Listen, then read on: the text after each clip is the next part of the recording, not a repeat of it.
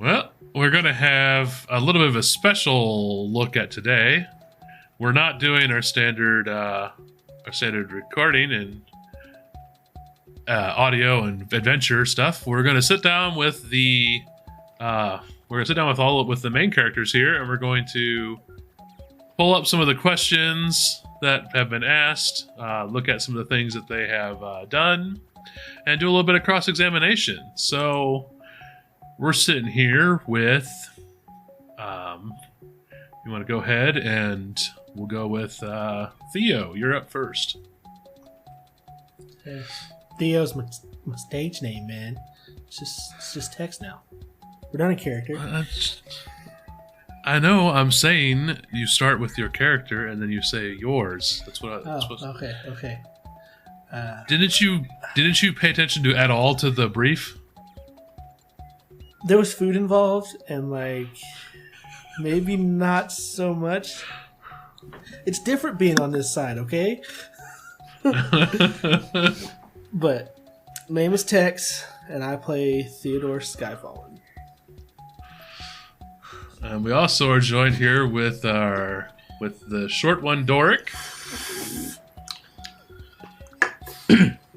Hello. This is sorry, y'all. Theo mentioned the food, and I had to take a drink. This is Algrad playing Doric. It's an old teacher trick I learned is you wait till somebody's not paying attention and you ask them to do something. I'm sorry, what? I'm sorry. I got a text from my agent about another gig, so I'm sorry. Supposed to have your phone off. It's muted while the red lights are on. And then lastly, we have Guy over here. Insert applause sound here. Fate's Rest is recorded in front of a captive hostage audience. Hey, it's me, Jake. I have a captive hostage audience. I didn't see any It's a of bit that. Came in. redundant. I don't know why they. There's put that only in two there. other people in here. Well, that's as far as you know. I don't think that includes the people that are tied up in the other room. Yeah. Gotta get those views up somehow. Yeah. Well, the other room is the other studio, and we're not supposed to talk about their production because it kind of gives us the creeps. Anyways. No, so we're supposed to look at some of the things that have happened here. I'm going to start with some of my questions, and then I do have some questions from our audience to also kind of go over. So my first questions here, we're going to start focusing on your introductions to the story itself. So since Tex and Theo, or Tex with Theo went first, we're going to start off with him. Yeah. Sounds fun. You don't need to sound so negative about the whole experience. I'm sorry, I smell brisket. Y'all smell that? I'm sorry, you're not allowed at the crafts table after last time. The sound guy told me to let you know, but I forgot to before we get up on stage. It's got Yeah, it's that, got a lot of sauce on that brisket, though. You may not care for that. Yeah, that intern still hasn't got back from the hospital yet. I told him not to put his hand on my plate. You told him that after he put his hand on the plate. Does not change the fact that I told him. Okay, well, he was concussed when you told him, so I don't think it counts. It's just an intern. It really doesn't matter. Right, yeah, that's right. They're not. They're not people. We don't pay them. That's a very Doric thing of you to say.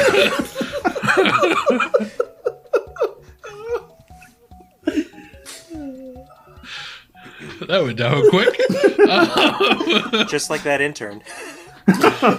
Oh, We did send a gift geez. basket. Hey, before you write in angry letters, we did send a gift basket. And his severed finger.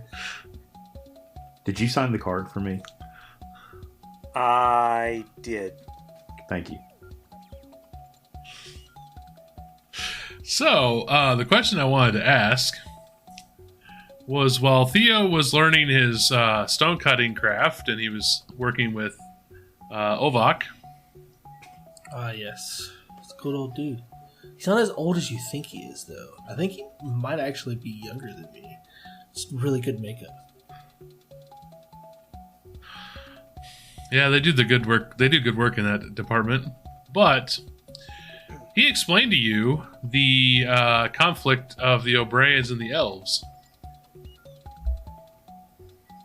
Or at least the footnotes version of it. Basically, someone pissed off another one, and they pissed off another one, and kind of like all wars, I guess. Difference of opinion led to stab the next guy.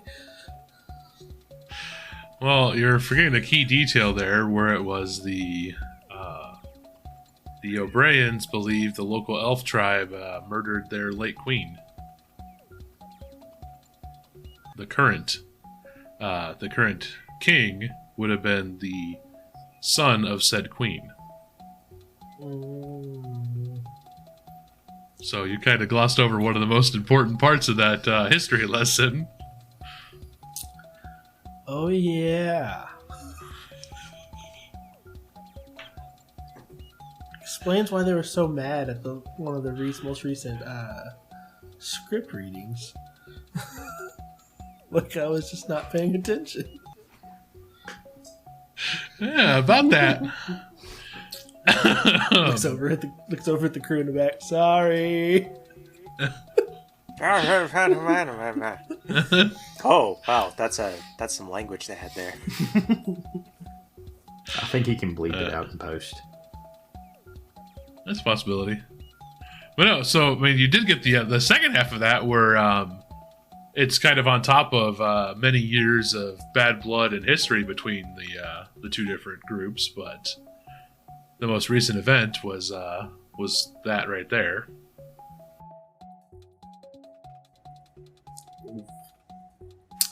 Yeah. It makes a lot more sense now. Current event standing. I need to pay more attention to the script.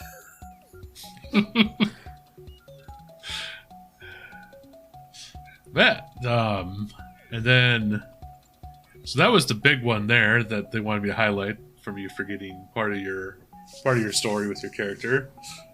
I also know that Ovak had a very strong opinion about the Larosi. If you remember that one too. I remember him not liking them very much. They're kind of cheap. Yeah. That about settled the basics of it. Like he doesn't hate anybody, but like they were pretty close.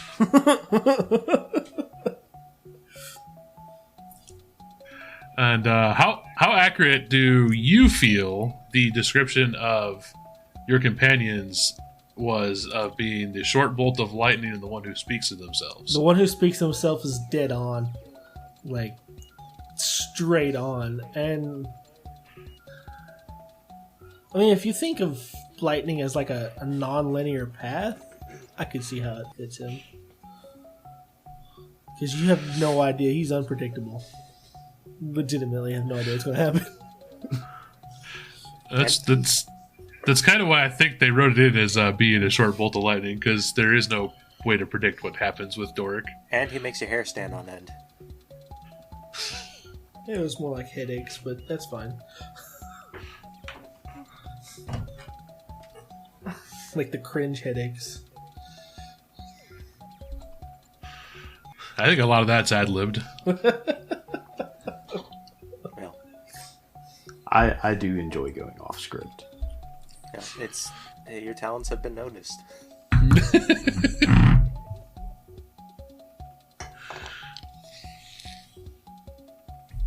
That was the big one there.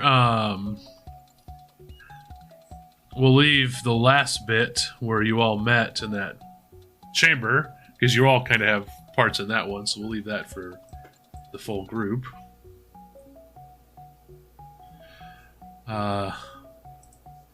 I guess the other question I had was just a personal question for me.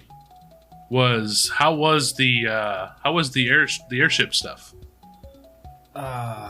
You see, I was never actually allowed on the airship. That was my younger stand-in guy. I wish I could have been on the airship. That'd have been cool. Wait, because they legitimately got in the airship, like the flying ship that we have parked out back. I don't know where that came from. I guess it's left over from last campaign. I don't know, but that holy crap! Wait, you don't do your own stunts? Second question. My character was like 9. What do you mean? I've been knocked around I've been knocked around all over the place doing all my own stunts and everything for this whole freaking show. And you're telling me you had a stand-in? For my 9-year-old character. I thought, can't they CG that? Yeah, and the makeup budget has gone up considerably. No, CG's expensive. No. And His name is Jason. He's standing over there. Oh.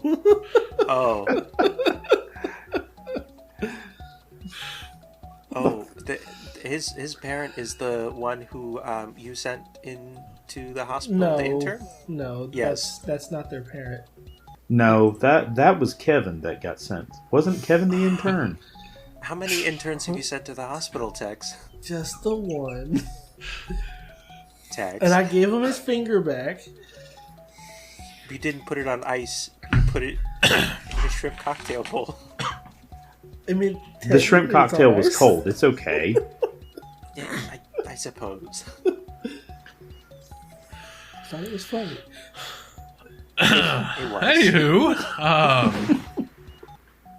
so yeah, I was wondering if they ever did let you up on that airship. I know it wasn't you on the actual set, but I was just curious. They wouldn't let me near it. Not after what happened with my background characters last season.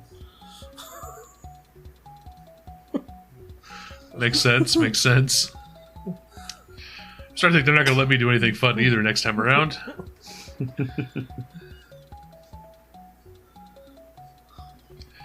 No comment. Oh, so then the next one that got introduced would have been Doric. And I know Doric, because of the way dwarves age and everything else, you did not get a younger stand-in for your intro. No, I've done all of my own stunts. Thank you.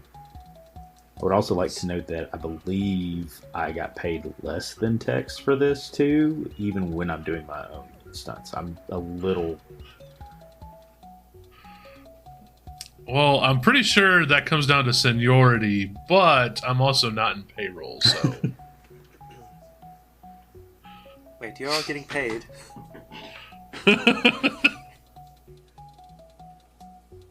was told this would look good on my resume as a thespian. I'll put you in touch with my agent.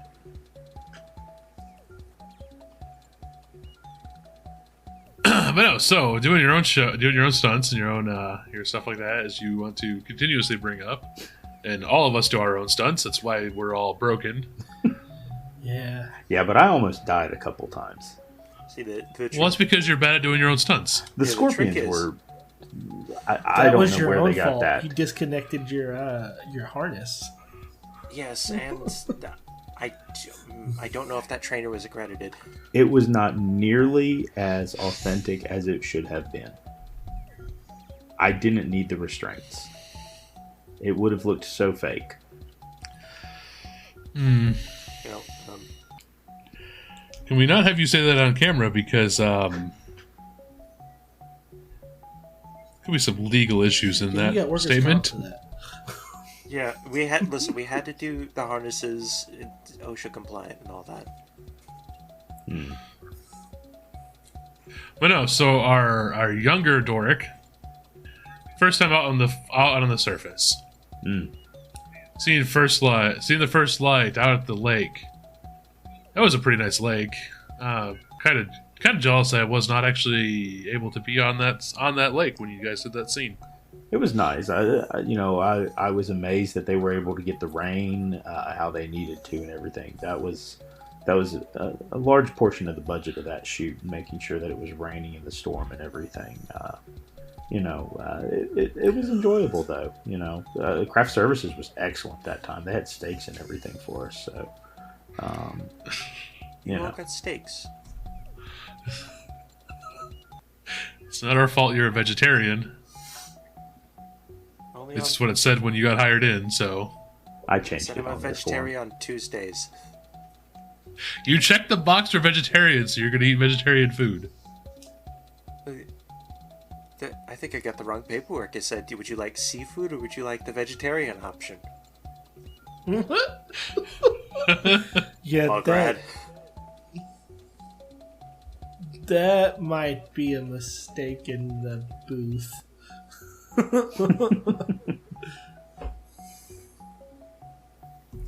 Once again, not my department, but we're professionals here, folks. Yeah. Nobody has the problem. It's fine. Yeah, so you spent time out in that lake with a storm.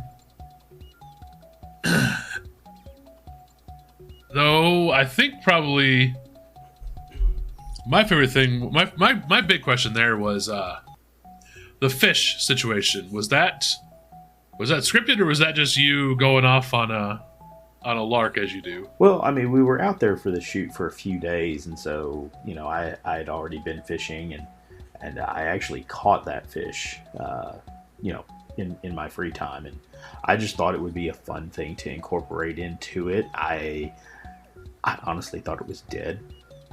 So when it started slapping around, it just, it did catch me off guard. But it really was the biggest fish in that lake, for the record. I thought it was dead. I'm pretty sure that everyone who's ever fished has always said that the fish they caught was the biggest one in the lake. Yeah, but this one really was. I don't think I've ever seen a grown man noodle naked before. Till that day. I'm sorry. I'm really glad I wasn't on set that day. You could have had the steak.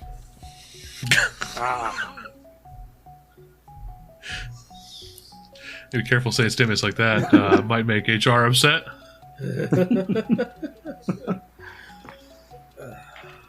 But no. It was one of the nicer locations that we shot. It was good to kind of meet the crew and see how things were going to work as we got going into it. That's good. So tying into that slightly, the time being washed down the rapids. That was unique. I had a very like I said, I do my own stunts, but I have a very special outfit there. I was actually not in danger at any time. I had floating pants, kind of like really it was a life jacket worn like a diaper, to be perfectly honest. So, I mean, I was really in no danger. So all the terror was just acting, really, that y'all got to see there. Floating pants. That's interesting. I don't think I've heard about that. I've got pictures. We'll see.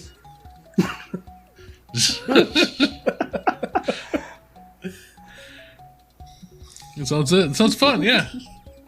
Pulls out phone, scrolls like 30 pictures of him failing multiple times to get back out of the river to restart the shoot.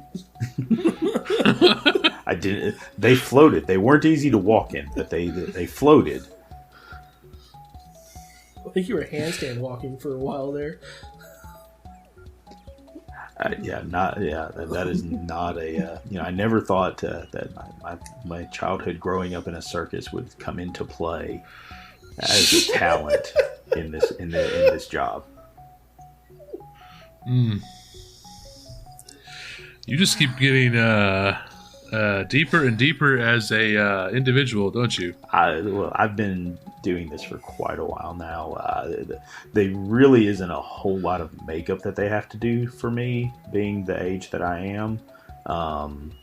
So yeah, I've lived a pretty good life.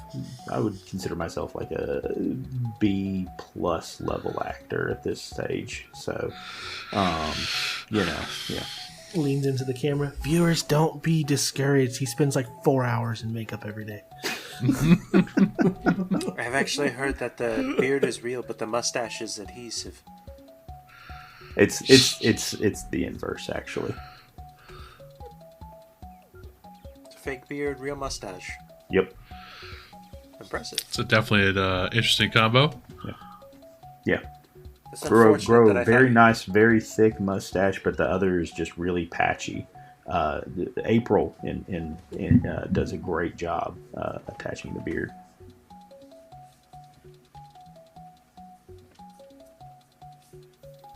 Yeah, she does good work. Dealt with her on the last shoot. Didn't she help do the makeup for the Leshy extras as well? No, actually, that was a combination of a couple different people. We did have a wonderful individual came in from. It was a friend of one of the costume people. She has a company here in the city that's a botanist and floral arrangement stuff, and dealing with different landscaping and plants. So they brought her in for some. I think they said it was like some professional advice for realism on the Leshies. Which, I mean, the realism on walking plants seems like a weird order, but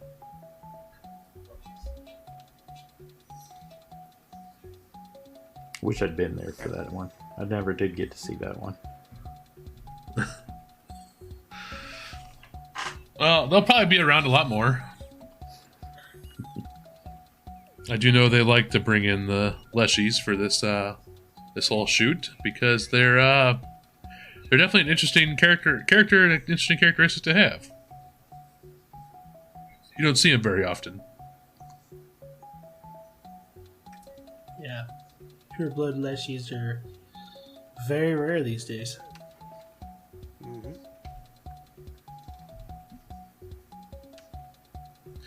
Alright. And then, let's see, most of the stuff you had learned in your background. Let me make sure to double check my notes here. You were mostly around the temple, but you would have had some experience with with some of the regions around you and cities. So I believe it was the mire, correct? Yes, yeah. Really, it's a fancy word for swamp, really, when you get down to it.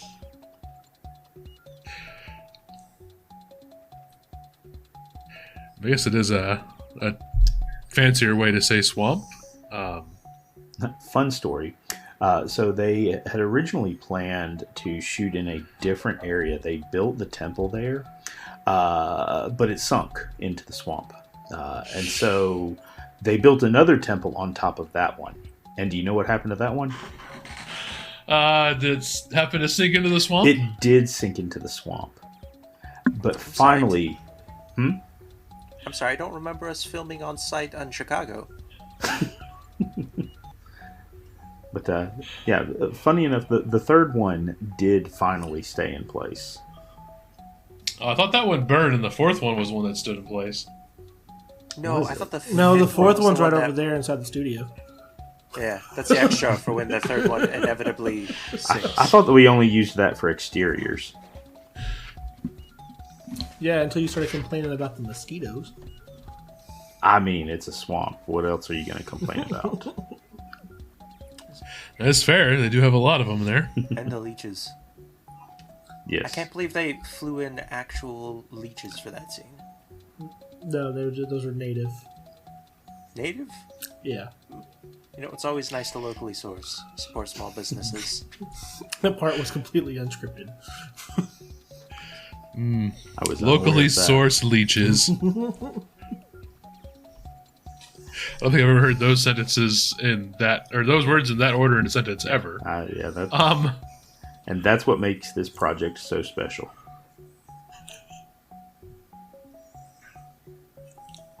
Well, not just the leeches. No, specifically the leeches. So then, the last question I have from your background there was, you had an artifact you were going after.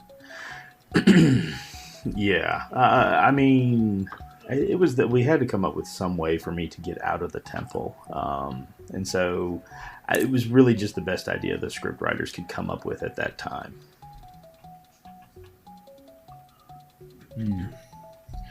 I don't think it was necessarily the case on that front, but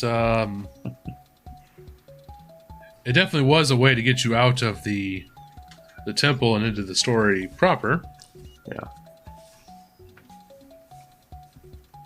But, I think I'm interested to see how that'll come back full circle,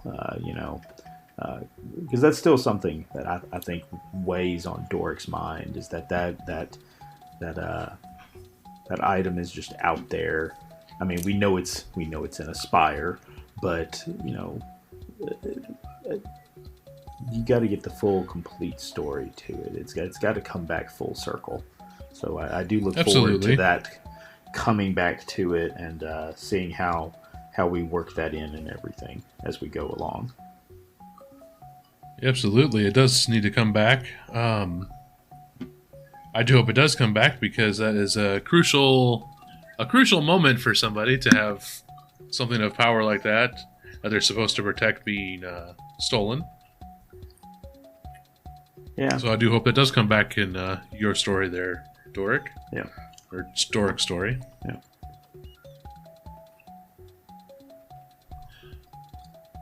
And then we have Guy's story. Yes, Sir Guyverson Fields. Guyverson Fields, growing up a farm boy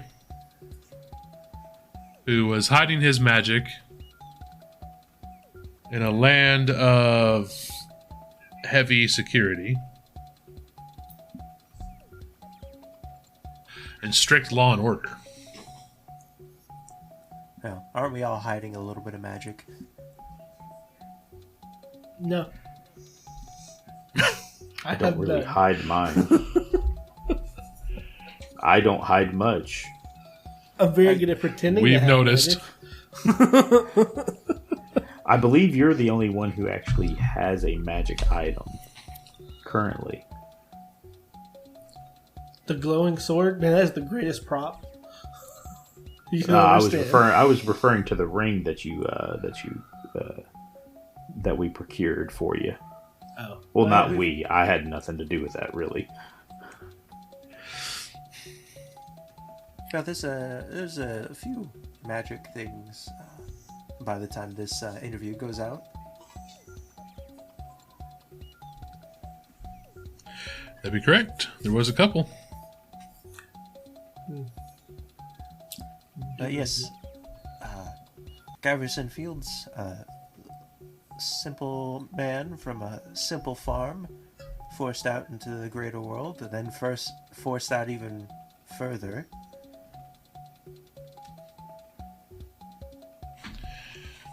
Indeed. Though, why would he, knowing that he had magic and uncontrolled, how had they word it? It was uncontrolled and uneducated magic. I think the term was unrefined, but yes.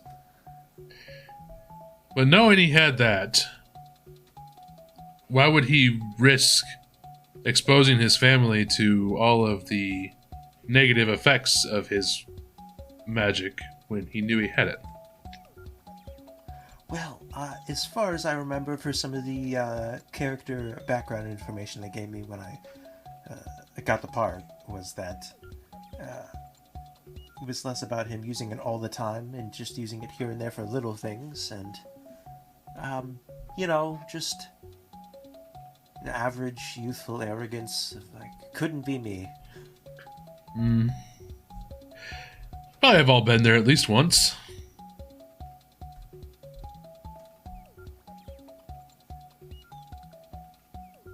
And knowing that if he was caught, he'd have to abandon his family and leave them without extra hands on the farm, which ended up happening anyway.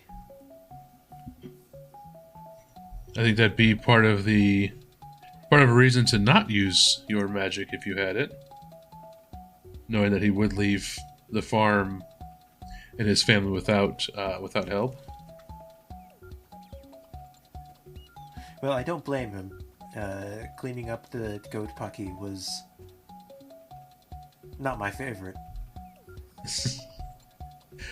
So they have you actually out in the barn cleaning all that up? Less that they actually had me out in a barn, and more that I did some on-site method acting training before I came in for filming, thinking I'd be on the farm for a lot longer than I was. Fun fact, they brought that same goat for a later scene.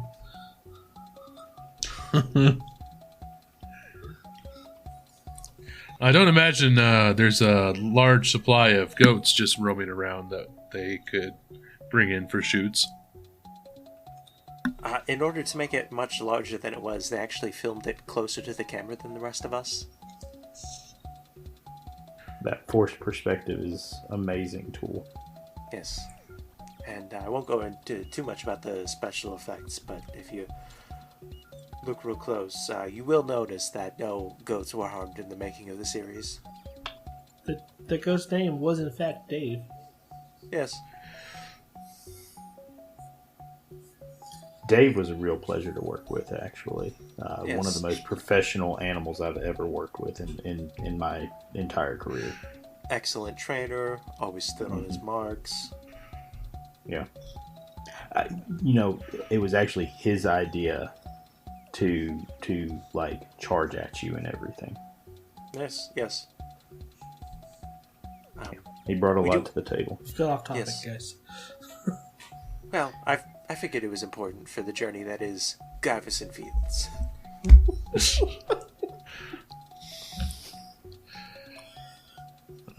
Yeah, definitely an interesting cut there.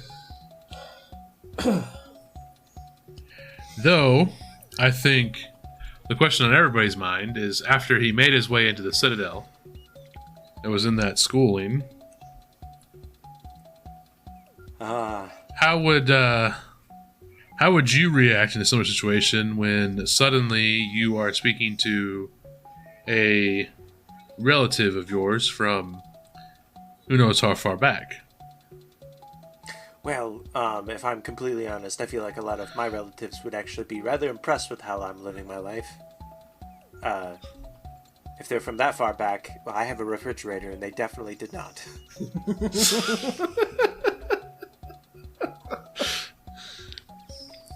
Fair enough. I eat well, I sleep well, I don't sleep as much as I should. I've been talking to my personal trainer about that. I do think we all have that issue to some extent. But I definitely sleep a lot better than most of my ancestors, so I think they'd be much more proud than as he referred to it as P-pop, was that to be related to a halfling. Fair enough. The man is genuinely angry about that too, like the actor and everything. I don't know if he's method or if he just has something out for short people. Or maybe it was allergies. He could be allergic to goats. There was a lot of sneezing every time Dave came on set. I don't know. I'd have to ask. Have to ask him next time I see him. Well, be very careful. He is as ornery in real life, as far as we can tell, as he is in on set. Or maybe he's just really method. I'm kind of surprised he wasn't here today.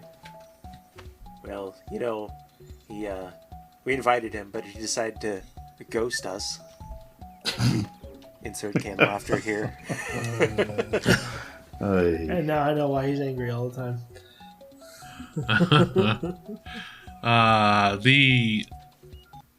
The gist of the show, or this little sequence here, was to speak to the three main characters, of which he is not one. Though I think actually probably one of the most probably one of the questions I think is probably one of the best ones for this. The whole looking at Guyverson's Field's whole introduction and look at what was going on during the montage of the different classes and alchemy and everything else that you had to do for your sequence there. What was your particularly favorite part of that montage? Well, we were making what appeared to be a restorative potion, but it actually ended up being a homemade cola. It was delightful. They brought in locally sourced ingredients, and in order to get the bubbling and fizzing, we added the soda water and all of that. But after I drank it, just my caffeine for the day. Interesting. I've always kind of wondered when they talk about the restorative potions what they are.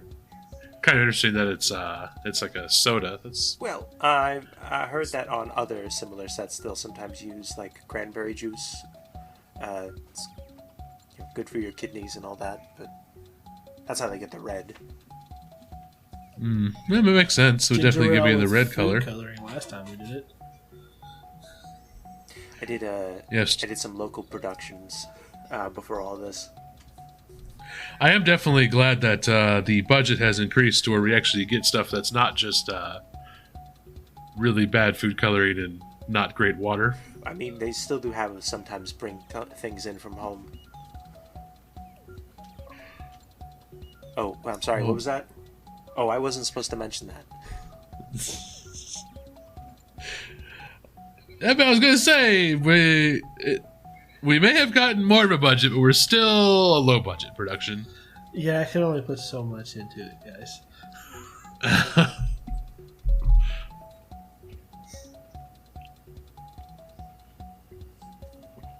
Oh, and I forgot to ask the question for Doric, but we'll go back to it with after Guy's response, or after your response, or Jake. For the description of Doric and Theo, how accurate do you think those were for the characters? Yes, go over the description for Theo again for those of us. So Theo was the wild man. I don't think he was quite wild enough. I'm sorry. You've definitely grown into the role as an actor and as a character, I think. But at the time, you were very civilized and very put together. I mean, compared to your two characters, I kind of had to be. I do have a disagreement with the talks to himself. He didn't actually talk to himself until, I think, like the third episode. That's fair. Sorry, they're telling me I have to ask you a question as well. So this is a pop quiz moment for you. Yes. Which is the second oldest sibling from your family?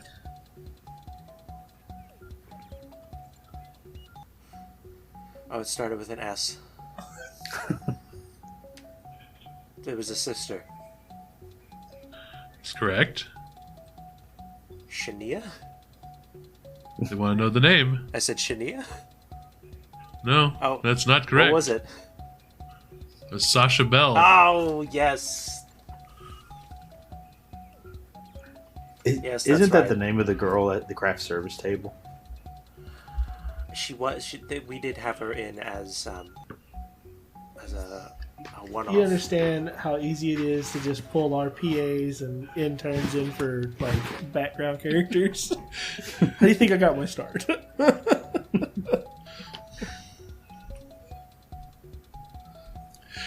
Yeah, so that's how they asked me to ask that. And they also wanted me to ask who was Guy's friend in the that he met on his way to the Citadel.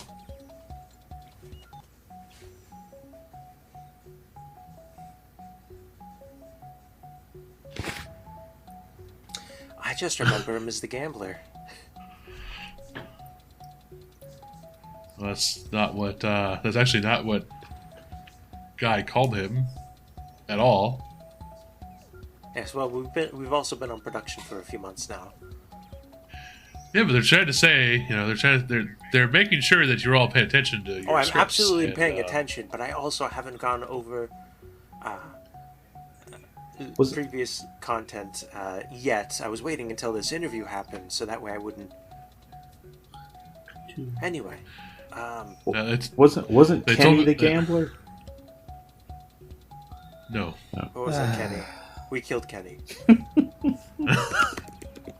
You bastards. But no, that would have been... so once again, they're saying that Jake here needs to pay more attention to the scripts and the writings. I'm really bad with names.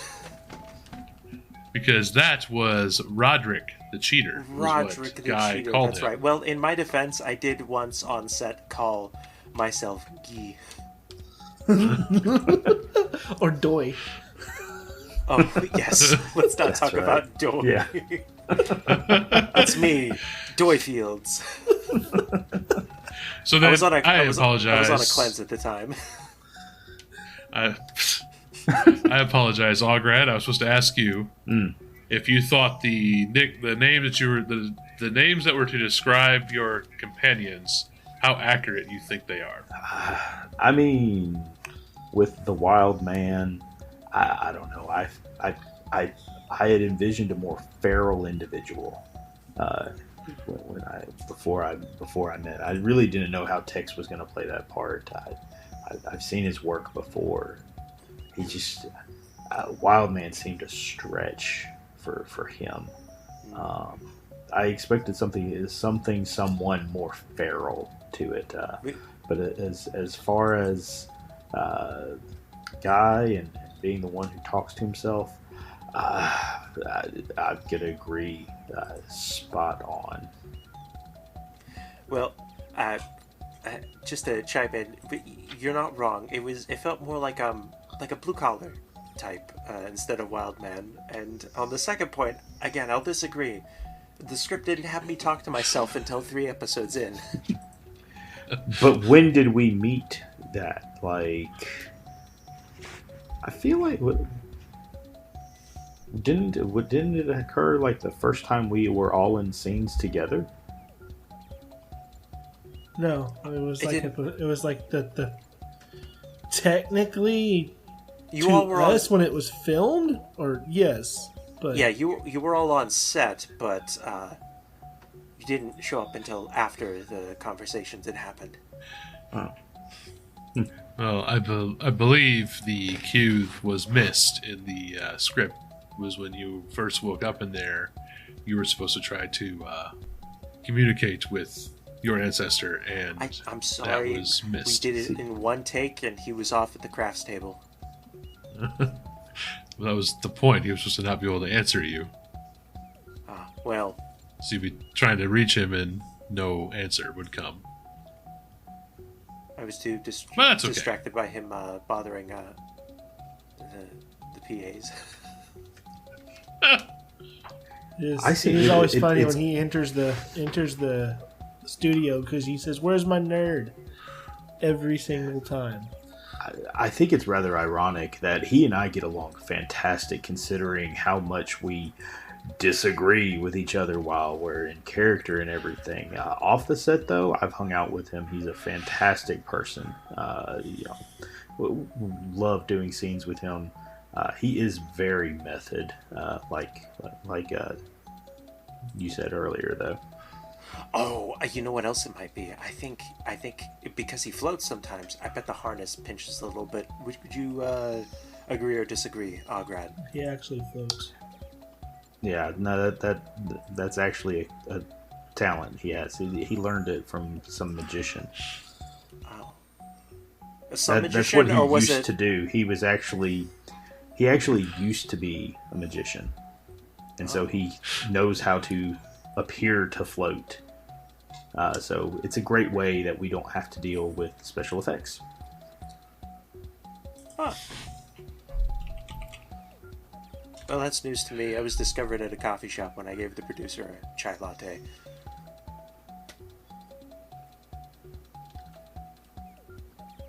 Didn't he order a cappuccino? No, it was a chai latte, and he ordered it under Doi. It actually was a cappuccino, and he appreciated the gumption of when you insisted it was a chai latte. So that's right. That's right. You managed to convince him that's what he actually wanted. Yes. So. Yes.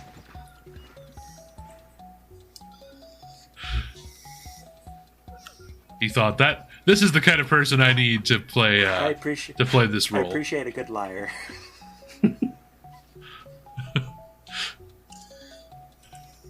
So we will go into, since you've all got your grilling for the most part, they didn't really have a whole lot of questions for Doric, though. For you there, Ograd, for Doric's background, but if you wish to be not left out, let me see if I can't find it in my notes here.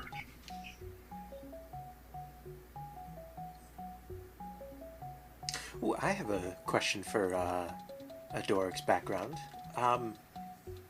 What was the first other race that Doric met outside of dwarves? I know they've written him to be a bit of opinionated. I mean, he's naive. He was very cloistered. Showing up at the temple. I did get rescued, I guess you could say, found by my mentor there on the sands there, and what's his name? He was human. It was actually the stone blocks on the stone blocks at the base of the river. That's right. They changed that. The original script I thought it called for sand, but yes, it was sand. It was the stone blocks there. But yeah, it was the mentor. He was human. Crap. What was his name? I'm pretty sure it wasn't Crap. No, it was not. It wasn't Father Brother or Brother Father. Was it Father Mother? No. Was it Father Father?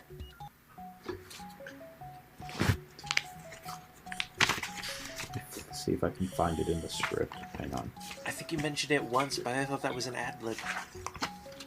Yes, it was. This man keeps a script with him everywhere. I'm that dedicated.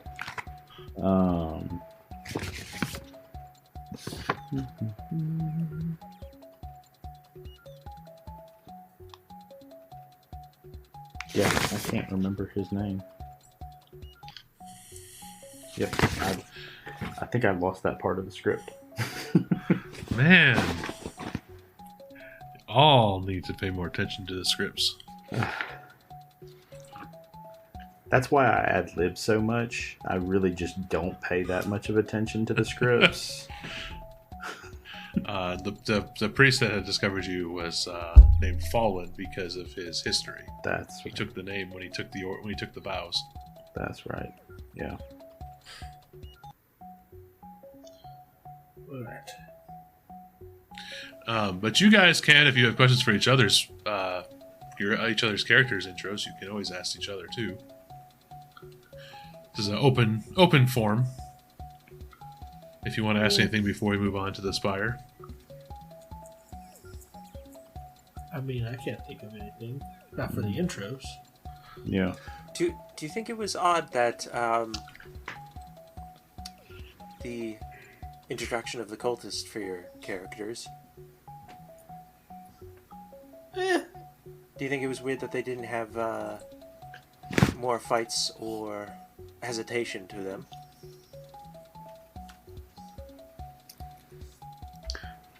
I mean, I found it to be rather authentic. I thought it was interesting that two of us fell for the same trick. I'm never didn't going to see turn that down coming.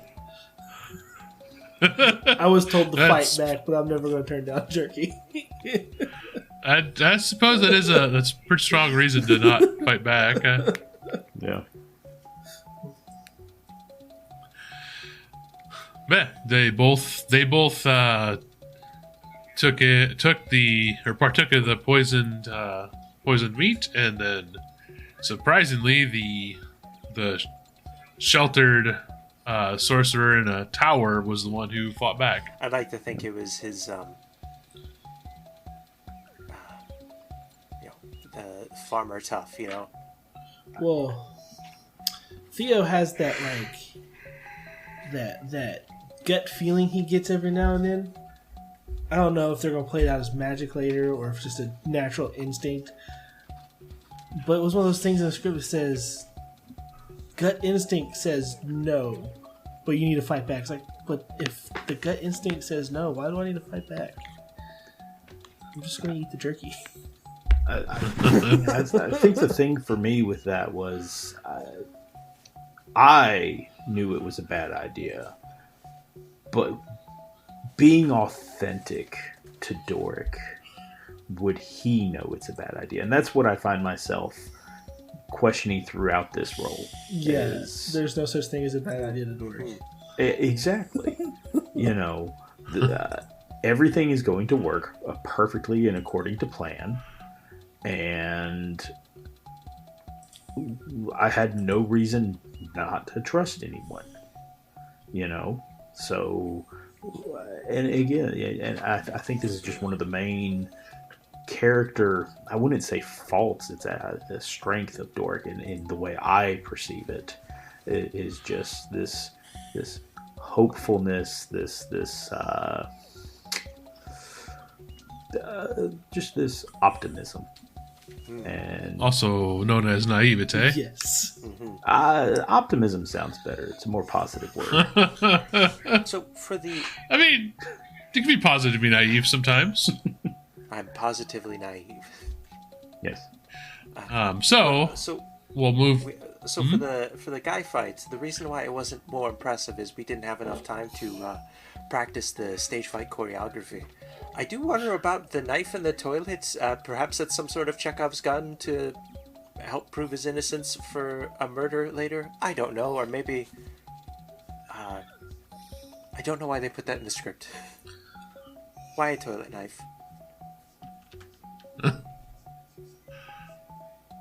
I haven't read that far. Don't know about that necessarily. It will be interesting though to see what happens when he does manage to go back, because eventually you will have to go back into Yes. Nordican territory. Yes, there's a spire there, if I remember the bit of world building they told us about. Bits Well, of you world mean building. you could look. They gave us access to a website, our own logins.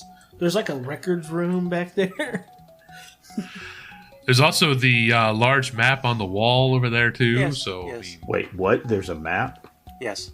Right across this crafts table. We were too busy eating the steaks. Huh. it's also on the website that they gave you access to as well. Yes. I had no idea that was there. Or wait, so there's other stuff besides the script we're supposed to have been reading? No. This is just to help you get into character. I mean, it was worded as being soft mandatory, but optional. History So- for the world that your character should know. You have your Yeah. own tab on the website. Have you looked at it? Because I haven't. Well, to be fair, both of our characters were a little bit sheltered for a large portion of their life, where outside things wouldn't have really mattered to them too much. I know so many things. Things they will never repeat in person. You could repeat them now. Though I do believe, moving on for the questions and recaps, the biggest thing from the spire would have been the room you all met in, which I thought was a brilliant piece of art with all of the art around and just the way it started you all out in this singular room. Well, I thought it was a little bit sexualized considering we were all in our skivvies. Well, you were supposed to be stripped out of all of your gear and weapons so you couldn't fight back. How else would you want to be in there? Well, hey, the writers... They could have thrown you in naked. Well, the writers know what sells, I guess. At least they let us could have thrown you in. On. Yeah. I mean, they could have done that, but I believe it's in Tex's contract that no nudity. So yeah, I can't be naked. Mine has mandatory. Oh, we know. Yes.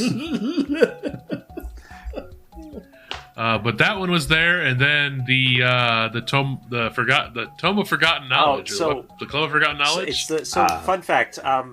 That was a bit of ad-libbing. I rummaged around some spare props and brought it out, and then the writers were like, "Yes, run with it." It's legitimately a encyclopedia that you found that is just Oh yeah, haggard. Do you know how hard it is to find an encyclopedia nowadays? Anyways, I think I found the last piece of the last one. Yes, it really was a treasure that he found for this. I was quite honored to actually get to use it. Once again, the rats amazingly trained. I don't know who they got to do all the animal work for us on this, but it has been fantastic. Actually, I think for the gore scenes, they got a baker. Those were actually cupcakes. Was it? Yeah, that was raspberry filling, not blood. You didn't I wondered why you were licking your fingers after after they called cut. No, that wasn't me. That was P-Pop. It may be method, but he does have low blood sugar. It is, it is hard sometimes acting with him there on set and just pretending he's not there. That's why they put him in the green. Yes. Wait. So they can fix it in I post. thought that was what his clothes really looked like. You mean that's not his clothes? No, it's green screen. No, he's an autumn, not a spring. They use the green screen for him so he can disappear when needed and he can appear when also required. I thought a green screen was always just like a green field behind you, so they could put like it can be both. What? Sometimes they use orange or blue. They try to use a color that doesn't match clothing of most actors, but in this case we wanted specifically green. I took a summer course on special effects. Yeah.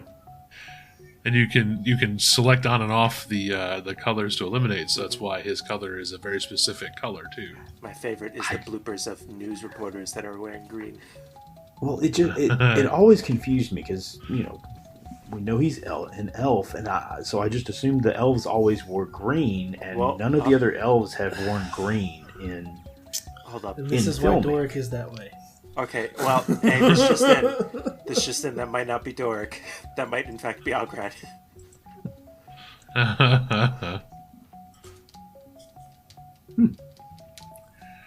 But then you managed to get out of the spire and meet up with Cat. Oh, you mean the deposed queen? Yes, that you do not. You now know, but at the time did not have that knowledge. I had hoped that she was going to come back for another bit of screen time, but I also would not have been surprised if any of the guest stars just end up being one-offs. It's always nice when they get a callback. We do try to keep them around, especially if they are favorites of fans or favorites of the people involved. But no, so the first time you meet Kat, you meet her in the desert, at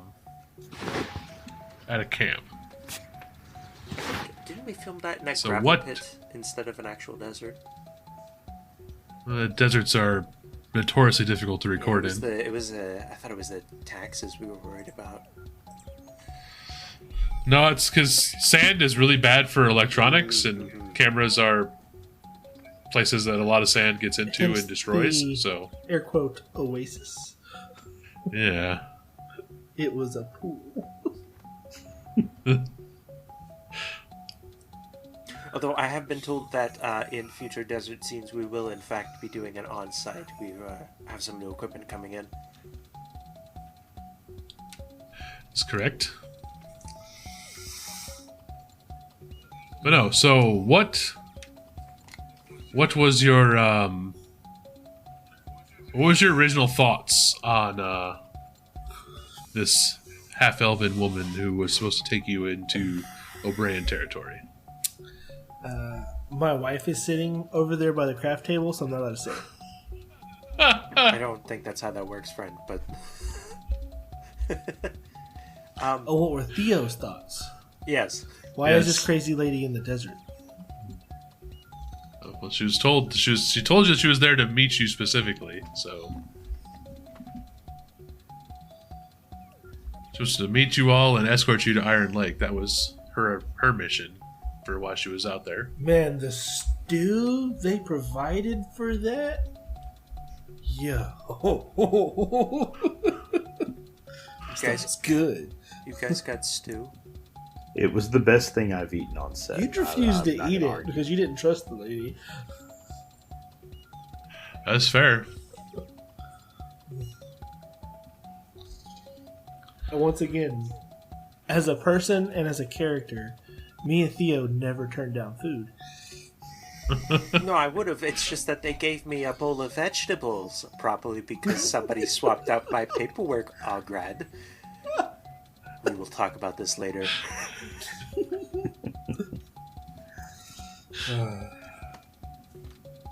Shaking his head. But yeah, so she was taking you to Iron Lake, which I believe, I don't know how you That was all. by Swallow, wasn't it? Oh, well, kind of. That makes me laugh. That model Iron Lake's- too. that model was incredibly detailed for the distance shot. By the way, Oh, I think they Again. got professional to do that. Like they do dioramas for stop mo movies. I think. well, it definitely was not the director's child that made it. No, that was the. Although they picked out the color palette for that Goblin town we visited. yes. The director's daughter. You're getting ahead of yourselves. Yeah. What was the question again? Well, I was going to ask about what were your thoughts on seeing the state of the city, and then how you had the reaction from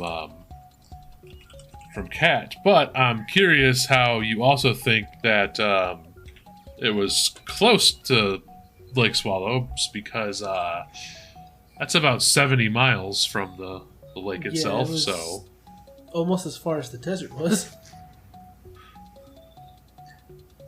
Well, didn't we choose the wrong way to travel that time? We chose the long way, didn't we, when we left there? I mean, you chose to go to Medad when you left, but Yes, my dad. it's about the same. It's relatively the same distance. A little bit longer to go to Medad. It's fine. It's whatever. But you go there and you show up in the tavern for the first time, and you meet the people who all appear to you individually. After you went through that destroyed city.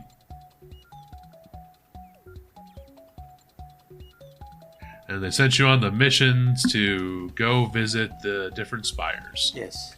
To repair magic or some other noble quest. Yes. Also, I think my bet is we're gonna have Theo being the one who's gonna be the one to repair all the magic because he dislikes magic so much. That's my bet. So he I can mean, finally I'm leave the his one place. least affected by magic, so.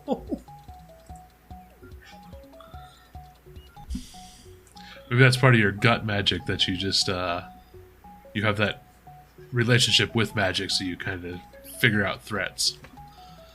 Is Theo a superhero? Maybe. If we go on the scene with the direwolf, I would say no. Does he? Listen, that was my dog. I didn't want to hurt it. Okay.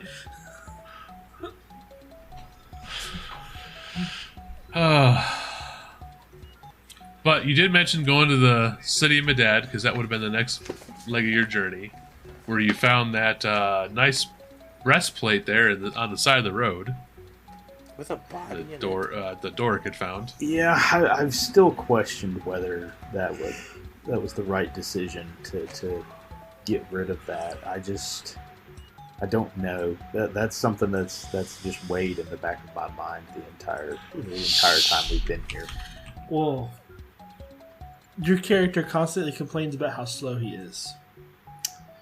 And then wearing heavy armor would make that worse. Do you want to deal with that? Wait, if I remember correctly, wasn't that a crime scene afterwards? Like, that was an actual body we found on set and went with it, right?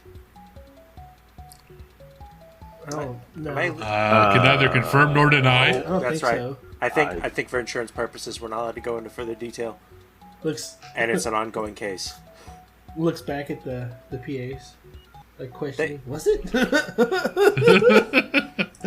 How am I not informed? I mean, I did see some like yellow tape like off in the distance when we were filming there, but like, I thought it was a property line or something. So without going into further detail, I believe we had stumbled upon a crime scene, and you know what? I'm gonna get fired if I continue talking about this. Anyway. Oh my gosh, was that armor not in the script? Did I?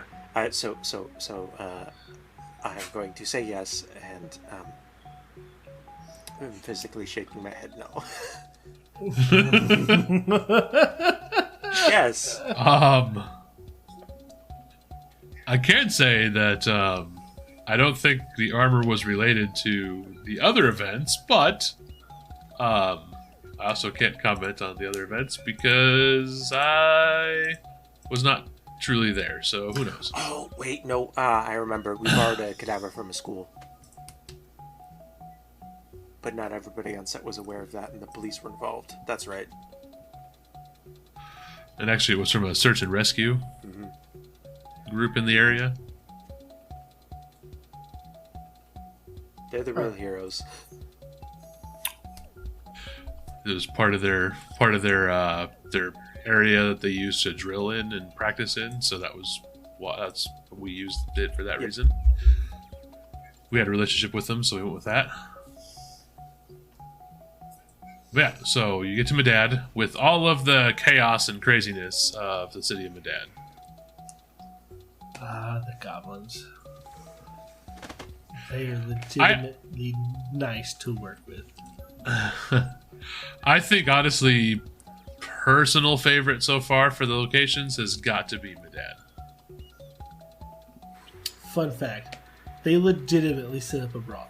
Like, that was legitimately a working brothel. Which is why we weren't able to stay inside for too long due to local censorship. It's weird that they showed later Doric whole hog, but they were against it.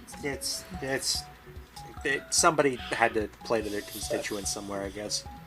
Again, that is in my contract. So one of us contractually no nudity, one of us contractually nudity, and then I had it contractually where if I have to be nude, I get paid extra. No, hold on a second. Mine's not no nudity, it's no full frontals. Yep, okay, that would explain the cheeked up scene.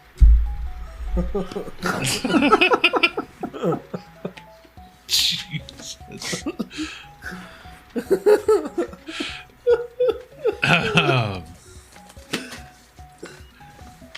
Oh wait, no, that's for next situation week's of episode. I was about to say, I don't remember shooting that.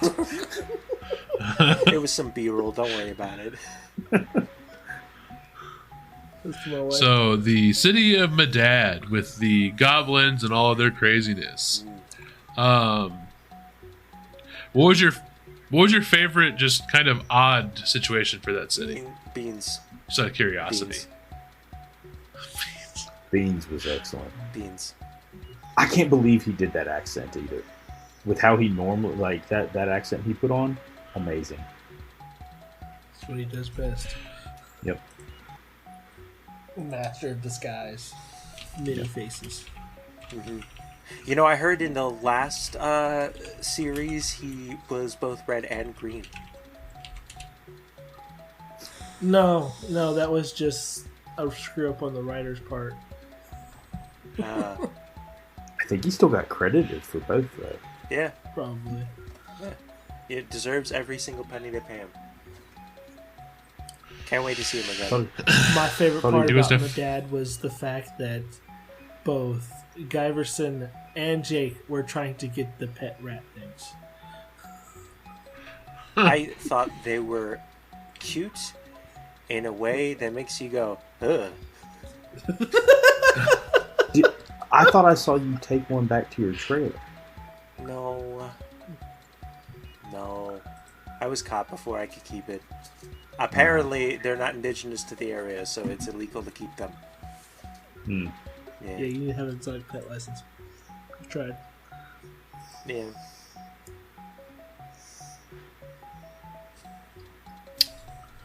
Well, it definitely wasn't a lizard chicken, but Yeah. they're definitely I got interesting. to keep the scorpions from the desert, though. Fun fact, they actually filmed those much closer. They were rather large, but they had to film those much closer to the camera than us. They were only Steve. Yeah, they were only a foot long, but you know, in post they were obviously much larger. They've really stepped up their Couple little camera They've tricks. really stepped up their game with the cinematography in this. We got a better director now. Mm-hmm.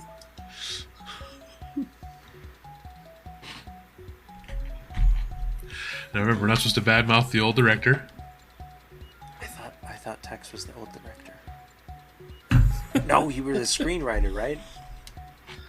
I own the building?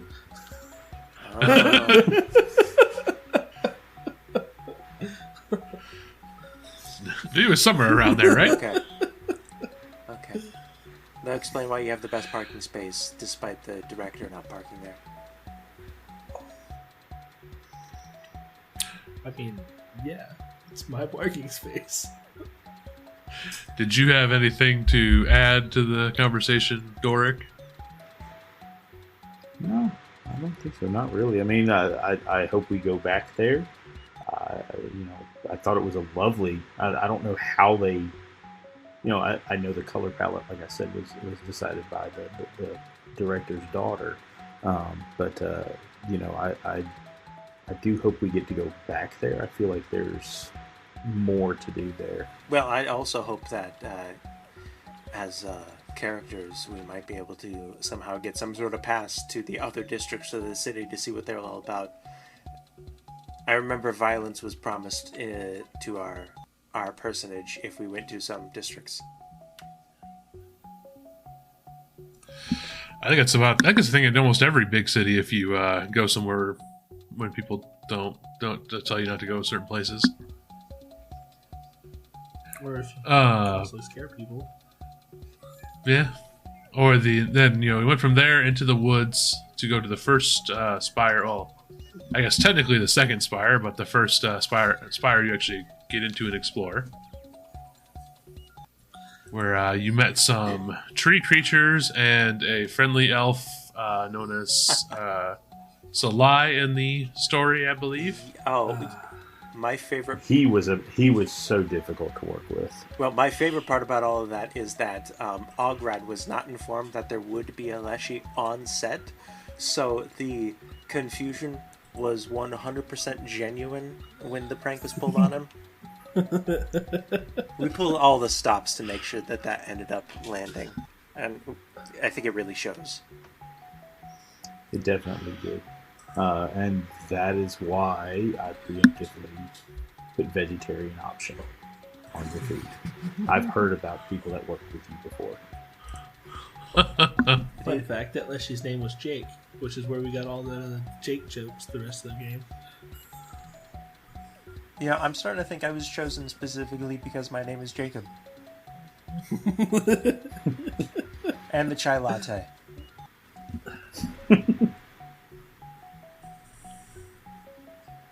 I mean, you fit the size requirement too. Yes, an almost 6'4" person made into a 2'11".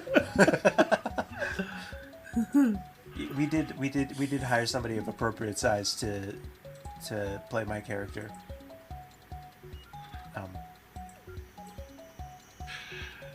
Well, no, we actually brought it to the camera guy, and he just about the head of our cinematography, and he just about shat himself. He's like, "How am I going to make somebody this tall appear that small?" I believe.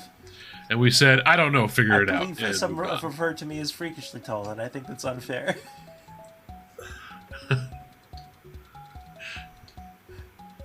Glances meaningfully at the so you had that. So in the spire, there were some interesting things in the spire. You had self-lighting brazier. That's not the right word. Braziers on the wall. You had the hallways. I know it was pretty dark. The gardens were interesting situation. And the different artifacts and the buzzing door, I believe, and the traps. Oh, but the poop slimes. Yeah, the garbage slimes. God, those slimes. I can't believe they had Guy try to bring one home, but they assured me that the reason being was that he's always looking to domesticate the new goat or whatever the hell that means. We still keep those slimes on set. I mean, they keep our trash bills down. I believe one of them lives in the crew restroom. Restrooms a bit. Yeah. Well, it's what they're there for. That's why I only go in my trailer. You have a trailer? It's in my contract. You can't keep playing that joke. What joke?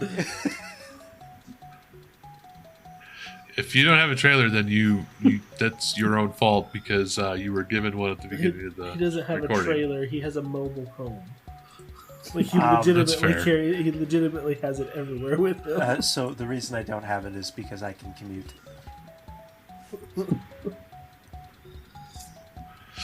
Also true. But so the spire with the plants. I know the plants were very much just full on motion capture and all kinds of other crazy stuff there. And I believe it was. I mean, I know it was the first time for Jake in motion capture. Was it the first time for you as well, Ograd? Oh yeah, it was definitely. But it went better than I thought it would. I was mad that the director wanted to get rid of the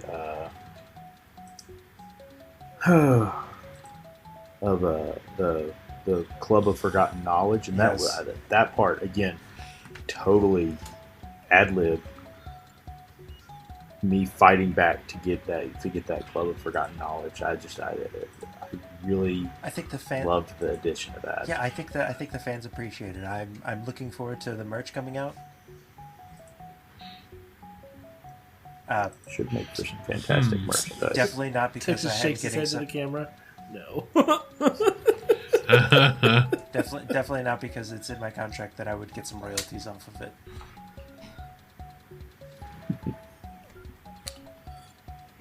I don't remember writing those contracts so heavy. It's an evolving contract. As problems arise, we have to sign paperwork for it. Because I mean, Like, I remember the maybe adamant you- full nudity thing. That was Tex, not all of us own the building. Some of us have to sign more paperwork. No. And not all of us have lawyers, Ograd. I have an agent. I don't have a lawyer. Oh, his agent just happens to be a lawyer. well, that... Listen, we're just Tom splitting a hair. is great. We're just splitting hairs. I know his name's Jake, remember? It's Tom Jake Higgins. Oh, I really hope that's not a real person. Alright. I mean, if you just throw stuff at a wall, it can always be a real person at some point. But so the trying to remove the Club of Forgotten Knowledge, that was definitely a interesting fight. What about the statues that gave you visions? I know you definitely seemed some of you seemed kind of trepidatious about those. I didn't see anything. That was all Jake here, guy ever said Yeah. anything there. Yeah. yeah. I mean, Guy was the one who saw the vision, but you all definitely dithered for a while on what to actually do with that situation. I was more concerned about the fact that we hired 4 of the greatest street performer statue guys on the planet. I can't Like, they were believe... completely still the Well, entire in the time. script it just said ad lib, and they didn't give us a solution to it because they wanted genuine frustration and curiosity trying to solve a puzzle. And I cannot believe that you just decided to push them over. I had no idea. They that was were a question. legends. So when that statue fell and its arm broke, No, you His arm didn't actually break. no, but you did. No, when you pushed them over, they were the actual statues. The people standing in as statues, that was for the intro shot when you entered the room. I was concerned for a moment there. Oh yes, and then they came back on stage for the flashbacks, right? In the next scene. Yes, I they remember that. actually they played the characters in the flashbacks, Right. and they also had to stand. And this would have given me the absolute creeps, as they had to stand there while the props people made a mold around them to actually make the statues that were on the set. Oh, I remember them complaining about the hoses they had to breathe through. Yeah, they were champ. They were real champs at it, Yeah. Legends. Yep. but I definitely wouldn't have done it. It was either that or we pushed them for real, apparently. Yeah. What about the prop director really wanted that one weapon for Theo, and we decided no. Look, We did a poll around the thing, and we went against the creative vision, and instead we got some other props from the chest. what is the point of a shield expert not being able to wield his shield in combat? I just remember him grumbling Well- about it being magic, and I can't believe that people don't appreciate my vision.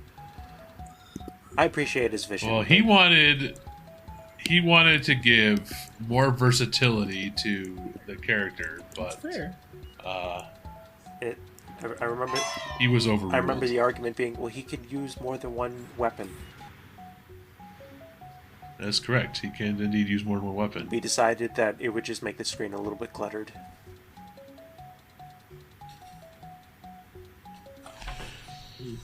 Yeah, they did manage to drop that in for you, and it was not actually taken and accepted. So They did push the waffle iron later, if I remember correctly.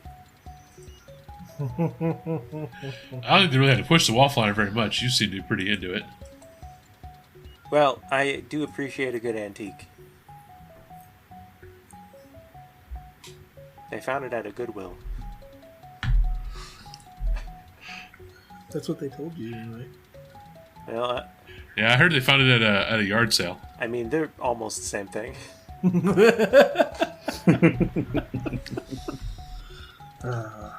What's that? I probably shouldn't make jokes like that. All right. Probably not. Yeah, so you managed to get the first artifact. You brought it to you brought it back to the tavern, and you put it into the chamber below. And that was the end of the first spire. One of Wasn't it just a bowling ball that they painted? Yes. Is that okay? It's very difficult to get. Glow in the dark paint. Awesome. Well, not only glow in the dark paint, but large crystalline objects that don't break if they get dropped or looked at funny. Oh, I dropped that thing bowling like balls, 3 times. They had to cut so many times. Yeah, bowling balls are significantly easier to manipulate and much easier to paint. That was fun. I think we just found that somewhere in the studio too. Like, that'll work. Take that. It's a mad Scrabble that day. Because somebody the original went. I was going to say, didn't the original get dropped by like one of the interns or something? No, that was the master of props. Oh, wait, the master of props dropped it. Mm-hmm. Oh, that's why every other one after that is bowling balls, because they don't break as easily. Well, the new ones do. The older ones, the cores were different makeup. I also took a summer class on recreational sports. You really weren't sure what you were going to do when you grew up, did you? No, I just wanted. How old are you? What? No. How old are you? I had a for some of these I had a free subscription to an online learning course. Ah. Yeah. It was a birthday gift. Remember, a jack of all trades is a master of none. But jack of all trades is often better than a master of one. Or master of none. But after you get that artifact, you bring it down to the chamber, you restore everything back in, and then I believe we have one word or 2 words, and that's pranks and pumpernickel. So we leave it at that. That room was disgusting.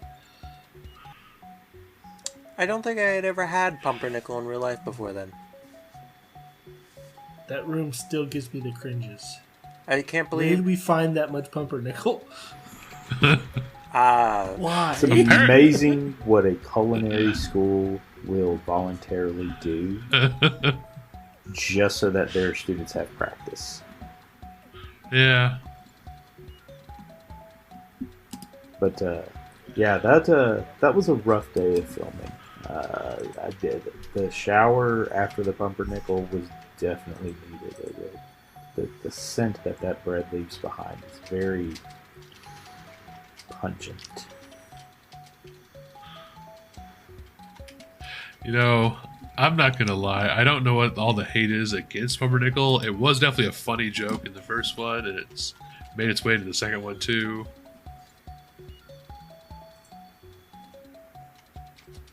I just hope that we don't have a repeat of that with the next item.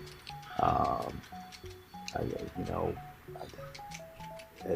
really hope that the writers kind of changed it up a little bit for that. He's still sitting right in front of you. I'm assuming the next one's going to be Rye if the rumblings.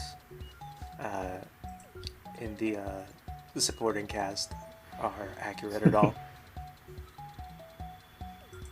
It could be. Rye staircase. That's all I heard. Somehow how Rye rises, anyways. Okay. But after the adventures in the Spire, and then the pranking and the nonsense in the tavern, where Doric got some close up with an eyeball, some pumpernickel bread, and I guess hell. This is a weird combination of situations for that. Your next destination was going to the city of Barrier, because that's as close as you could get after you left the Spire from the tavern. You gotta love the limits on the tavern appearing in the second time around, because they're like, nope, people are gonna abuse this, and we need to create a limitation here, don't we? Yeah, if that was an option, I think we would have taken that. I was adding up the total mileage that we've traveled in the storyline, and it's really stupendous if you think about it. How many miles that we covered on foot. As long as there's not a portal I have to walk through, I'll be fine, I guess. I hate portals.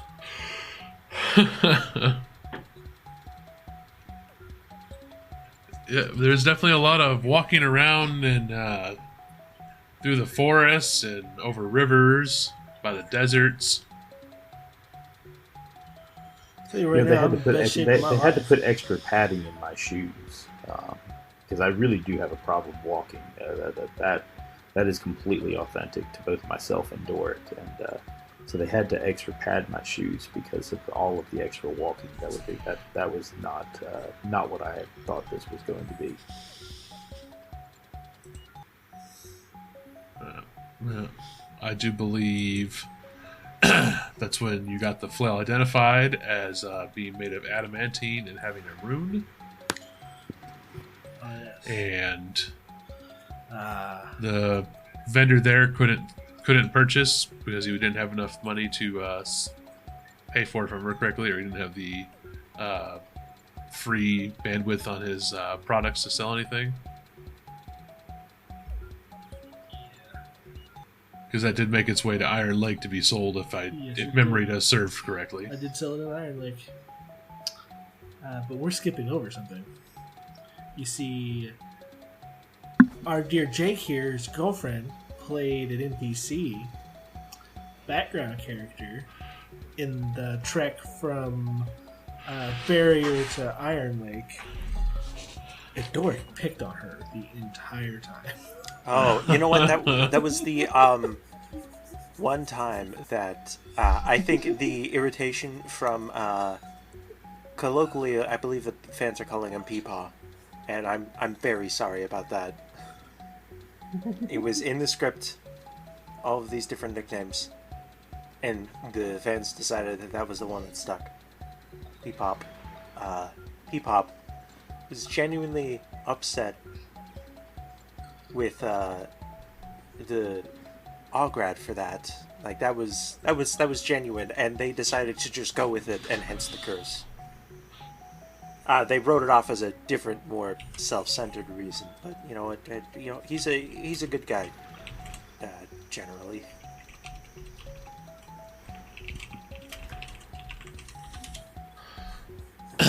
Yeah.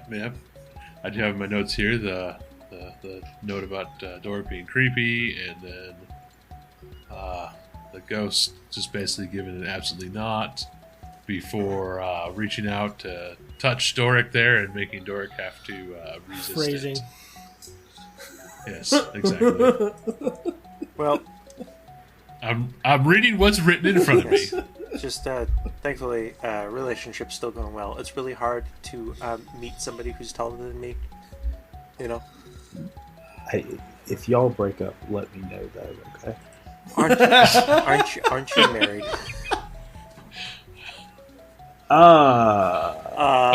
Indeed. What was the next question? Didn't need an online course to know that.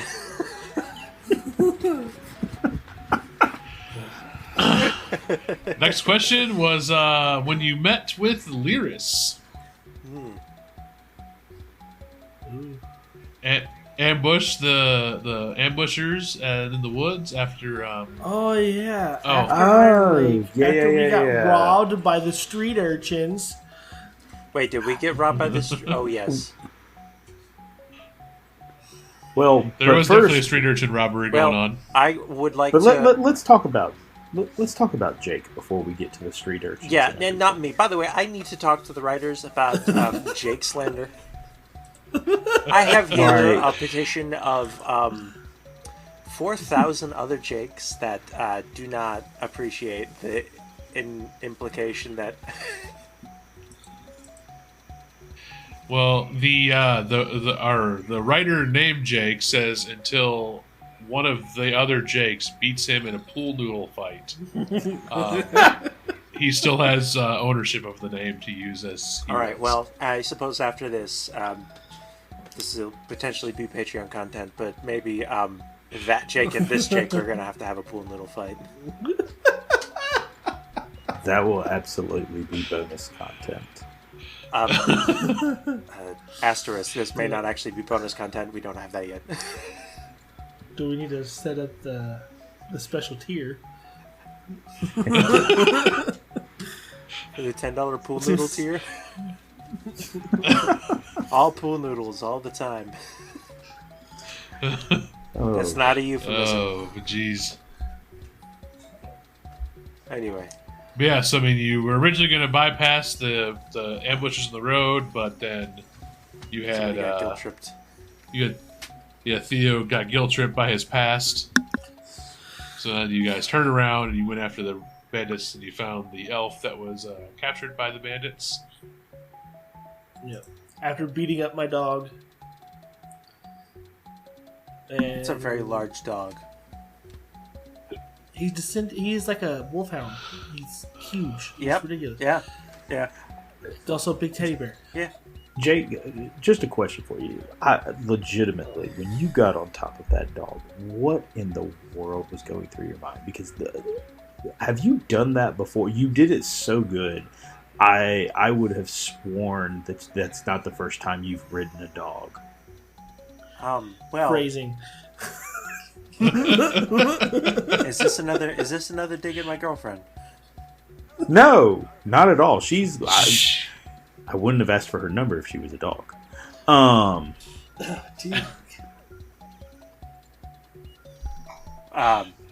so the plot thickens. The thing is that I have, I will either trip on air or I have the most impeccable balance, and there is no in between.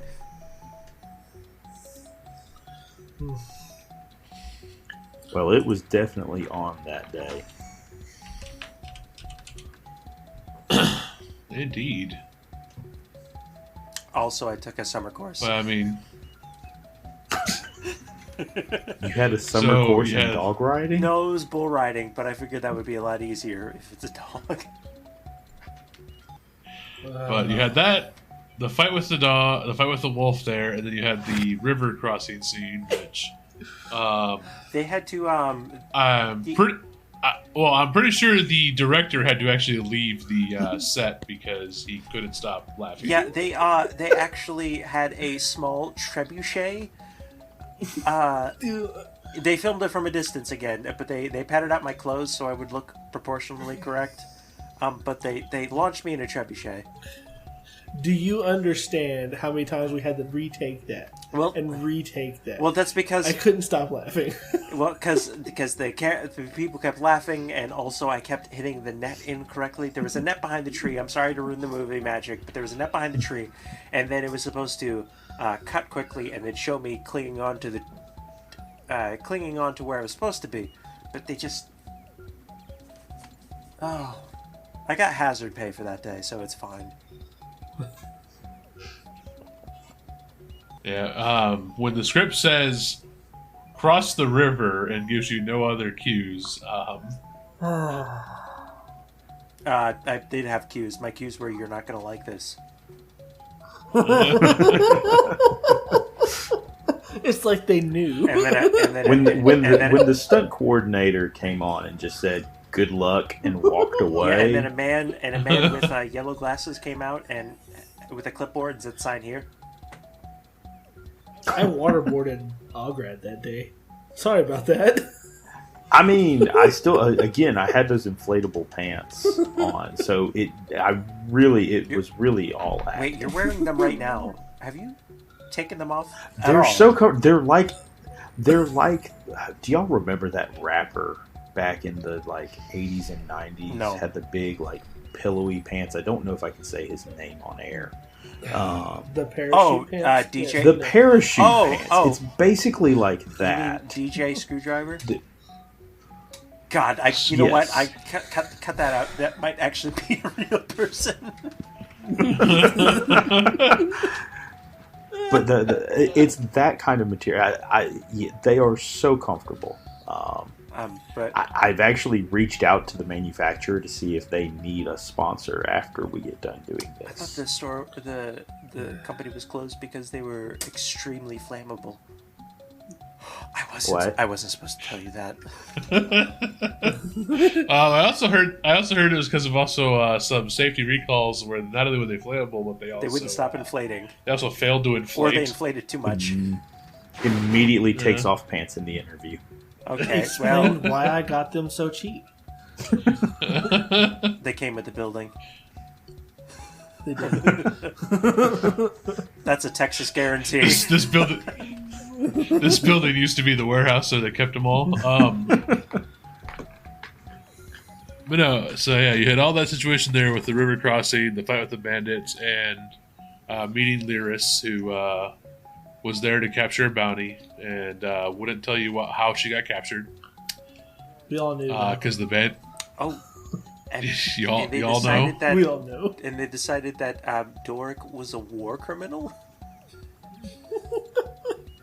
I really don't know where they got that from. You legitimately punched that guy in the nuts. I'm sorry, but you did. So that does raise the question, though. Since you believe you know how she got captured, I want to know what your theories were on how she got captured. I'm assuming that she failed a stealth check. My money, because those bandits were the most incompetent bandits I've ever met in my life. My money's on because the writer said so. I figured it would just be something as simple as the beef jerky again. Considering how terrifying she was in combat. Yeah, there's no way that they actually did that. By the way, the guy that I killed, he's perfectly fine. Well, I mean, he is emotionally scarred. He still has one testicle. It's okay. Well, listen, we can't talk about this anymore due to the settlement. No, I didn't sign the NDA. You're just making things up at this stage. He's perfectly fine. He's professional. A professional ball buster. He did say that Ograd came at him a little harder than he was expecting, but he is a professional. He was wearing a cup. We've been messing with Ograd for months now. So then after Lyris and camping out there in the bandits camp, you made your way over to Riverside, which was oh my goodness, we did that on site, and the pasta, chef's kiss. Oh my god, that pasta! Yes. It was homemade. It had the texture in it to hold the sauce in. Oh my god. And sponsor it was us. Even vegetarian still. Sponsor us. I don't even need money. Just more of that pasta, please. You can put meat in the sauce. I don't care. Yeah, it was a pretty short little stay in the city there. There was a dig towards Doric, written into the background in that city. The goddamn wind chimes. That did start after that city. Yeah, Did. it was Correct. As we were leaving. it was a typo in the script, and we just ran It's with supposed it. to have been a hand chime. You know, that was the one day I actually read the script. Yeah, you carry it everywhere, but I think it might have been waterlogged in the inflatable pants. I forgot you were wearing You know, it is a. I will say it is a very underappreciated musical instrument, especially for the younger people. You have it with you, don't you? Would you like me to play some now? No. No, No, thank you. And I also want to point out that at first you confused wind chimes with glockenspiel. That's what the prop master gave me. But you left Riverside with the wind chimes in tow and the fun inn names to make your way towards Dunehold, the massive city of the Larosi, the capital. The bureaucratic city. Yes. Well, it's a capital city of many, many, many people, and it's incredibly We old, actually so- filmed that on location in Madrid. Real nice. For some of it. I paid for everybody's trips. It better been nice. This was Madrid, Florida, by the way. Don't. You ruined it. I wondered why I didn't need a passport. I mean, honestly, we should have a passport to go there anyway. My first response was Madrid, and I was like, "There's a Madrid in Arizona," but no. So yeah, I did that. Went to that city there. You had Theo finally getting to achieve his dream of taking the Yeah, he district went on league. the tram. Doric didn't get arrested. And you were looking for, We were looking, and you were trying to find We were looking for Medul Medul, on orders from and Hassan. there was I was reading the script, and that was the name that was in the script, and nobody corrected me. And then all of a sudden, everybody was telling me, "No, you're wrong," but it's in the script. But you're wrong. It's in Doric's script too. I was gonna say it was Y'all in my were saying script also. Kassan, not Madul. Kassan Yes, was the well, one that who was told what was us. in the script. Kassan was the one who told us about Medul, and there was a name change. No. No, I Here's think the that was script. one of those. I think it was one of those ones where it slipped up.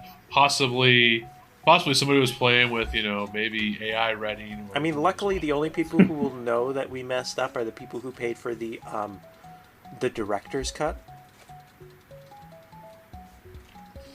Sure. No, I'm pretty sure some of it slipped. I was gonna say that they told me that they were gonna fix it in post. Yeah, I think They told me they were going to leave it in so they could see how fucked up y'all are. Yeah, but don't you own the building? You could have Unprofessional. fixed that. It sounds like a mixed bag. I mean, really, it's only with the director's commentary that they should hear the. They fixed it in ADR, I think, in the general release. I have a feeling the But- director's commentary is going to be nothing but just heavy sighs throughout the entire thing. I can hear them now.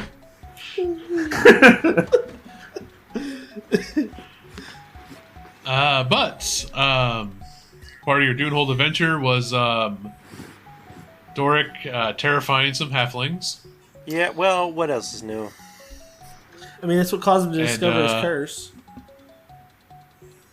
Yeah, Yeah. and he managed to go. After you guys got to the castle district, he set off on his own to fix his curse.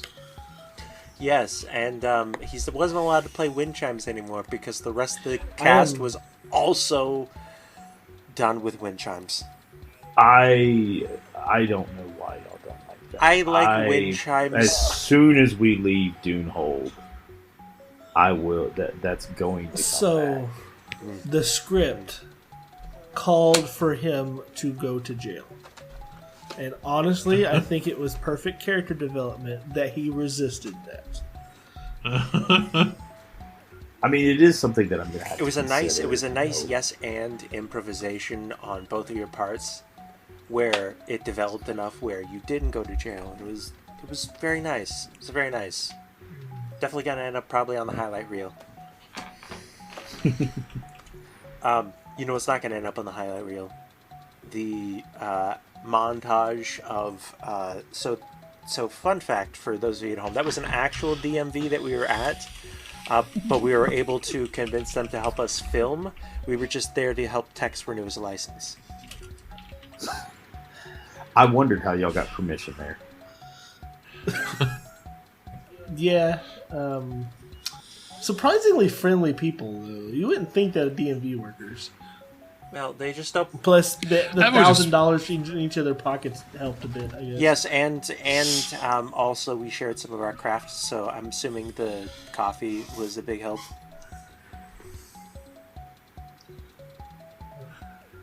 Yeah, I don't know. I've always found them to be generally fairly friendly in most of the They don't want locations to I've be ever there been to. either. They really do. Yeah. I usually just have my agent renew my license, or I do it online. You don't have a license. Well, I mean, it's expired. But Oh, yeah. We met one of our esteemed interviewers' characters at the DMV. Oh boy. Which one? Yeah. Which one? Well, it was the first time our viewers would have seen him, but it was the guy who set up our appointment to see the king. That's right. Which, for some reason, I have already forgot his name. I'm sorry. It's a bureaucrat character. They're not scripted to be memorable. I'm sorry. That's fair. That's fair. oh, didn't Guy ask his name specifically? Yes. You, What do you got, guy? Do I've you got got- it? Do you you know got what it there? I do have on good authority that within the next couple episodes there will be a power-up happening. And that, everybody, is called deflection.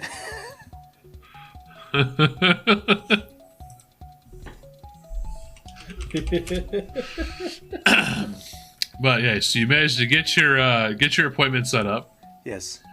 Um, And it was where guys' chance to shine in. Oh, we had a dress up montage. We actually went to a small skiing resort town, and we're sponsored by them. It was delightful. yeah, that was after. So you guys had your moment there, getting into everything, and then it kind of jumped around between your group in the bureaucratic office there, the House of Scribes. And then it would jump between that and then Doric's trip to the Temple of Nero. Fun fact: the band that was playing there travels and opens for a major world touring musician. I can't say his name for legal reasons, but they really are about to hit it big. So we found them first. Y'all remember that? Did you just give the interview equivalent of the comment that just says first? Basically. without giving absolutely any detail. They were excellent. I enjoyed standing there listening to them. Great music. It was a lot of fun. But I do think the best part of the whole situation though is as you're sitting there waiting in line, you hear about the grilling that everybody got about trying to set up just simple busking permits in the city, and Yes. you're both just like, yep, not happening. Well, it was originally in the script for us to try to get a business license, but the writers decided that would we could still do it, but it would end up taking a significant amount of time, and it would end up being side content. We were afraid the listeners and the viewers would be not interested in the endeavor, at least not yet. Towers within the yeah, it's more. It's more of a retirement project. Or not right before you go to the tower. Go to the tower. Go to the tower right now. Yeah. We definitely have more pressing things. So you mentioned the dress-up episode there, where Lark takes you out to his favorite establishments to meet with royalty. And oh my goodness, Dork! You are a bigger man than I for agreeing to put on whatever the costume department decided your character was going to wear. Franz in the costume department came up with that. I mean, he actually hand stitched that entire outfit. I was honored to wear it. It was very well made, and it was very Doric. However, I can't believe you wore it off of the set for any period of time. I'm not gonna lie, I did actually take that home with me. It's in my closet now. I probably shouldn't have said that before we're done shooting. I just went up to my closet in my office and changed. I have nice clothes up there. I'm sorry.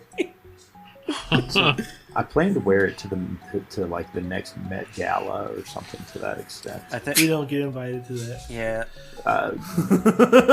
We'll be lucky to be invited to the gray carpet event.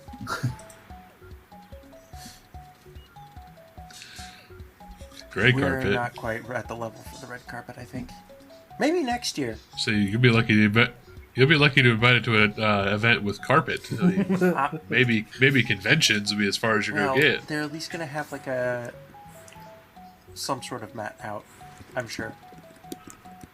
It depends on the convention. Not always. Just to help stop the butter from the popcorn soaking into the floor. So we got the goddamn. Oh, great.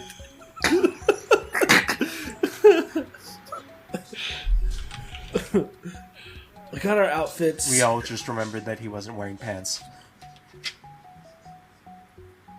Yeah, so there's a whole thing before we go back to the tavern and meet with Lark. Yes. He leaves the public tavern, the one that we were in Dunehold, in the bathroom, in nothing but a skimpy bathrobe that barely covers anything. Not even a bathrobe, it's a towel. I believe it was just a towel. It was just a towel. Walks across the entire dining room, up the stairs, down an extremely crowded hallway. None of the cameras were recording at this point either. He did all of this shit just for fun. And then all the way into the new, across the studio, all the way into the new set. And then they started recording as he entered the second tavern scene, I believe, with the towel on, right? I wasn't there for this scene. I was in-house, but not on-site. Yeah. Everybody you see in the background there had no clue what was going on. They were not in on it. So all of their reactions, completely genuine. Shout out to the prop department for always hiding the important bits. Also, really appreciate Bruce, who's our head of security, that dealt with the police about the indecency phone calls that they received that day. Bruce, you're the man. Thank you. Yeah. Bruce isn't a security guard. You know what Bruce always says? He's the homeless guy that lives on the lot. I bring him coffee every day we go to set. He showed me a badge. Just being nice. He had a badge. No. I mean, he went sometime in Halloween as a security guard once, so maybe that's where he got it from. He also took the same summer course on security that I did. It was a long free subscription. Yeah, so you managed to get everything set up. You head out to do your montage of high fashion. We have our luncheon. Furkies. Big ass fucking birds. Yep. This is where we find out that Cat is royalty, right? At the luncheon? Yes, Yeah. When you meet at the lunch. So you do meet. Medul is sitting there with another Avarl. How long did he take it? A celestial Asmar, thank you. descendant. Yeah, how long did he Yes. have to be in makeup for, by the way? No, he just naturally looks like his him. actual Yeah. skin color. Yeah. I mean, they just put some Yeah, shine he on just, him. moisture. Really? No, it's called stripper glitter. First of all, Well, the glitter part was real, but the rest of it, Huh. I thought it was Yeah, like so they a had full him. body paint job or something for him. no, all that glitters isn't Medul. Oh, That was a deep one. that was really good. Mm. jeez. But yeah, you meet up with the king, and as you're waiting, Cat shows up in a gown, and is addressed as the banished queen of O'Brien. She didn't Of Obrea. So- strike me as a dress wearer, honestly.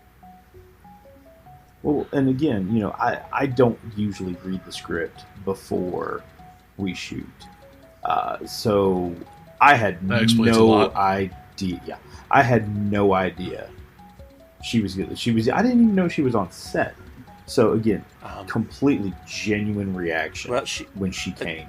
So I know she was on set, and I didn't want to say this earlier, but I do believe she was avoiding you for fear of a repeat indecent exposure incident. See, it's in her contract not to see you naked. She did also not answer my booty call for her You are married. during that one episode. And so is she. Uh-huh. You know, your wife's right over there watching this, right? Hi, hey, hun. I didn't know you were here. There's a couch. Hey, Audra, there's a couch in the break room. I love you. There's a couch in the break room. We're, honey, no, babe, no, don't. Oh boy, we're gonna talk about this in therapy. But Well, on the plus side, there is a pretty comfortable couch in all the trailers. So I also offer free therapy to all of my employees. because we care. It's in your contracts. Yeah. Right next to the vegetarian I don't option. remember that in mine. Oh, yeah, I swapped that out. I checkmarked the vegetarian box. Never swap out the free therapy. You see how expensive that is? And then but yeah, so you meet for the lunch. You talk about the spire. You talk about the city. You learn a little bit. You learn that the current king of the O'Briens is Kat's brother, which probably raises some flags if she's half elf and he's the one leading the O'Briens. yeah. Yeah. Well, I'm assuming we'll deal with that after I the wish to spire. what? No. Our characters are not political people. Well- like we're just dealing with the spires. Well, we're not. Fuck everybody else. Well, they did add Guy's character to be able to deal with any potential, plausibly deal with any potential political problems that rise in the story. Theo is scripted to take care of what he is paid to take care of. Anything outside that, he is going to say no. Oh no, he did go take care of some bandits without being paid for it. Well, objectively, they did get paid in loot, which there was a continuity error there in that Guy grabbed some loot, but then no longer had loot after that. It happens to the best of us. shocking. Yeah, it happens to the best of us. I don't even remember. To be honest, that was a long time ago. Yes. And then, most recently, we fought a bear. And Guy found treasure. Like all of the treasure. Correct. Mm-hmm. I can't believe we fought a found bear a and- practicing druid to play a bear for us. Well, Pretty impressive. it was the same one we had on call from the last time we had a bear. Druid. Oh yeah. Yeah. Who says the rats weren't also practicing druids? Well, I do want to point out that the bear druid's name was Barons. No, it wasn't. It was B. Terrence. No, What it was wasn't. her name? Boris. Boris? Yes, Boris Terrence. No, it was not Terrence. The middle. It was a very difficult to pronounce last name. Boris Terrence Garflockling. Please No, stop. there's no Terrence in there. Ah, The poor man. Please stop picking on him. He's very nice. he's very nice. He's a good sport. Well, I think we're all caught up to this point. Did we have any? Well, Yeah. the last thing, as you're camping at the base of the, or not really at the base of the tower, but really close to the spire, is when you start hearing and seeing sounds, voices, sights, all kinds of crazy mumbo jumbo is happening as you camp. You know what we don't hear? Wind chimes. Wind chimes.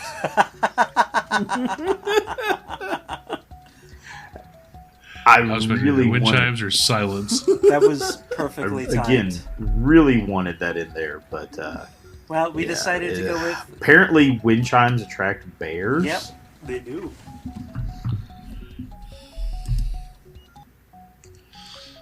Oh no, I'm not out around bears very Once often. again, that was Boris telling you that so you'd stop playing them. So, do we have any viewer questions? We did have a couple. One, however, I am going to not include because it'll be answered here very shortly. So, What is the meaning to life? no. It's death. The one I'm going to skip onto is he's asking about where your course is when these characters level, because that is going to be resolved in the near future, as long as you guys all work together and do the and complete the objectives Wouldn't it be- up ahead. I know that's there's a situation coming up where your characters will find a greater strength, so that is already going to be answered soon. But the question that came up, and I do kind of want to, it was specifically directed towards our Jake over here with Guy. Is this about the farming? Yes. If I'm gonna rephrase it, so if he were to respect farming and do some other kind of knowledge, what So we knowledge have would to it keep- be? We have to keep And why? farming. But I'd like to get lore cooking, crafting. Because I believe that Guy's destiny, assuming he survives, and the writers don't write him out of the story, is to get a little bit, go up in class a little bit, you know, closer to P-pop. Maybe not quite that far up in class, but, and one of the ways to do that might be cuisine.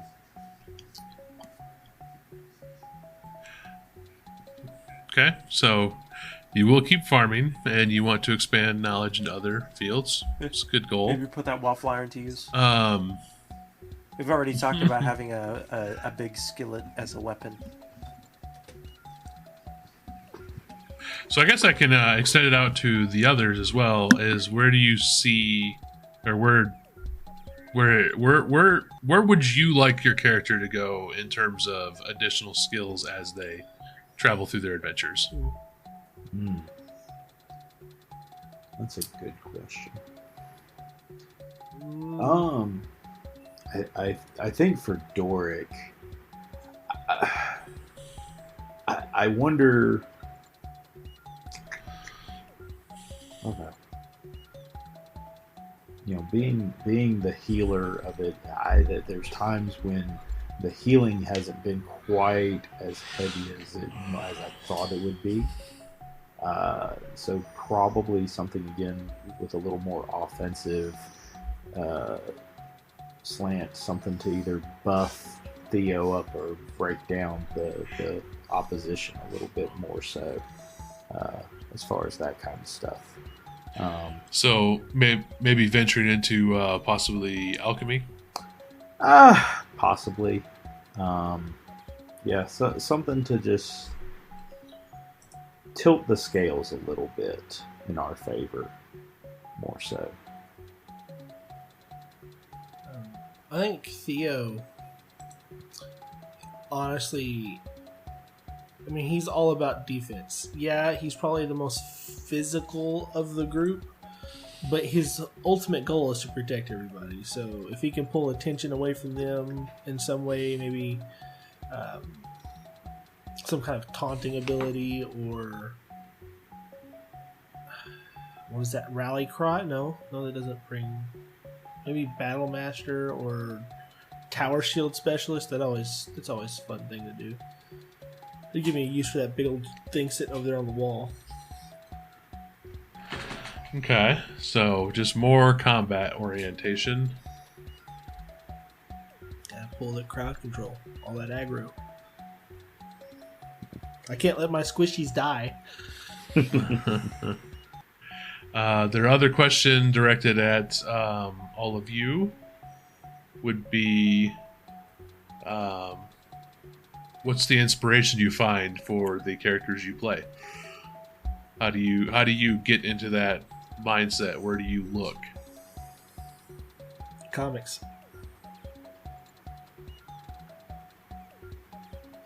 That explains sorry. much. I'm sorry. Can you? I mean, he's like the reluctant hero type. He has to protect these guys, and he'll never admit it, but he enjoys protecting people. I just realized that my character's inspiration might be closely related to Southern law shows. Now, I may just be a simple country lawyer.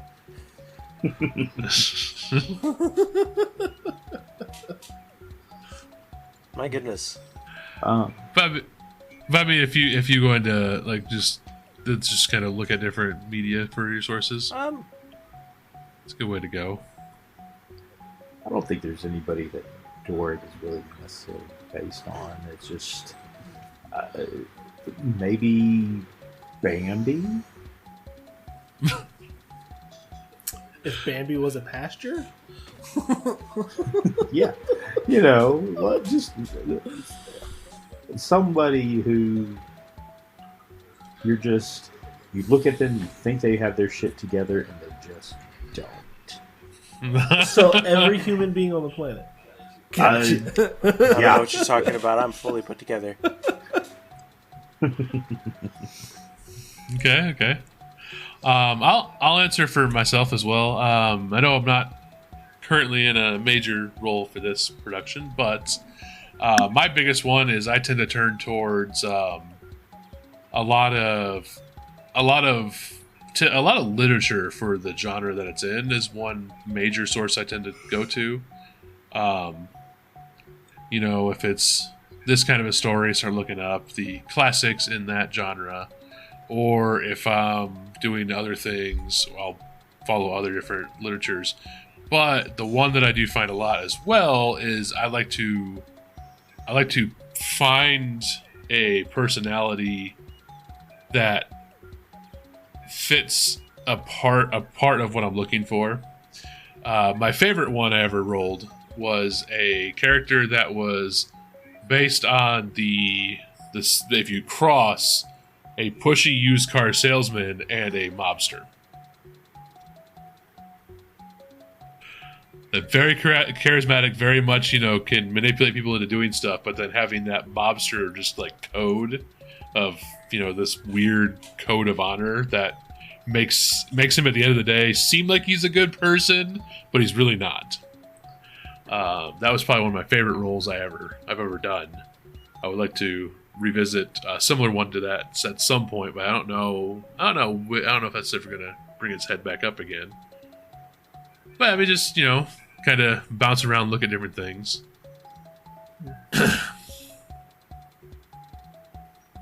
And the last question goes out to myself as the principal writer of this whole nonsensical adventure. Was since this is not the same bar as the original show, the question was asked is if the god of almost infinite knowledge opened a franchise, retired, and wanted to live out his days playing pranks, doing whatever he does. No.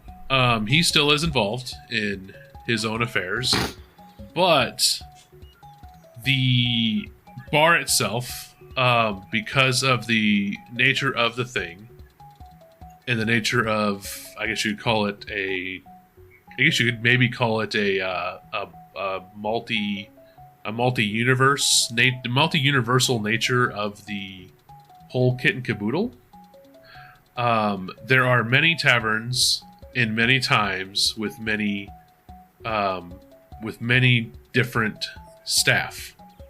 So this one in particular is ran by 2 of his adopted children, and a hero from the previous journey is helping them to establish themselves in this world. So it can be used and moved, and basically it's a catch-all to fill in the background to link things together. But at the same time, they're all still connected to the original tavern. So it's kind of a weird, convoluted way to answer your question, but a universal spider web. Yes. Yes. The god there, the god as mentioned is basically the one at the center of the web, and then all of the other taverns branch out along this web. Also, I'm kind of playing a different character this time. Yeah, playing a bit more active role this time around.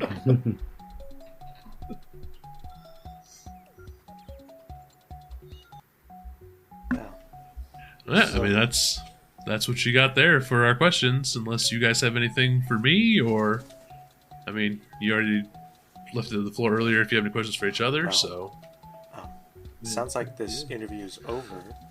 So, speaking of questions, if you have more questions to ask, you can contact us on Discord for the next interview, or for the in-between. Depends on how much we like the question and whether or not we think it deserves to be aired specifically.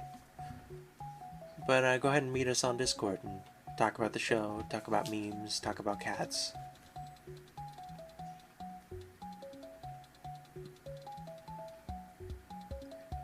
And while this has been a change of pace, we hope you've enjoyed this peek behind the curtain into us and our characters and the world a little bit more. Give us that good old rating. 5 stars if you think we did great. A little less if not. Let us know how we can do better. Of course, remember this one's kind of a one-off on that kind of stuff, but still. And always remember, tell a friend about us. It's a great way to spread the word and kind of grow our audience base. We also have all of our social medias that you can contact us on. Facebook, not Twitter anymore. X, whatever, and Instagram. It's the app formerly known as Twitter. Doesn't matter. And you can always reach us there. We also have an email. All of it. You can just reach us at Faterest. So my only question is, this is called X, which is, I mean, okay, sure, whatever. What is it called now? It's no longer a tweet. It's just it just went post, really? Come on, at least have something creative with instead it just won't be a post. The crossing. Crossing. That's actually pretty good. I like that one. That'd be really good for like the space chat stuff. Like just make instead of making it a space, make it a crossing where it's a people crossing. Cross me.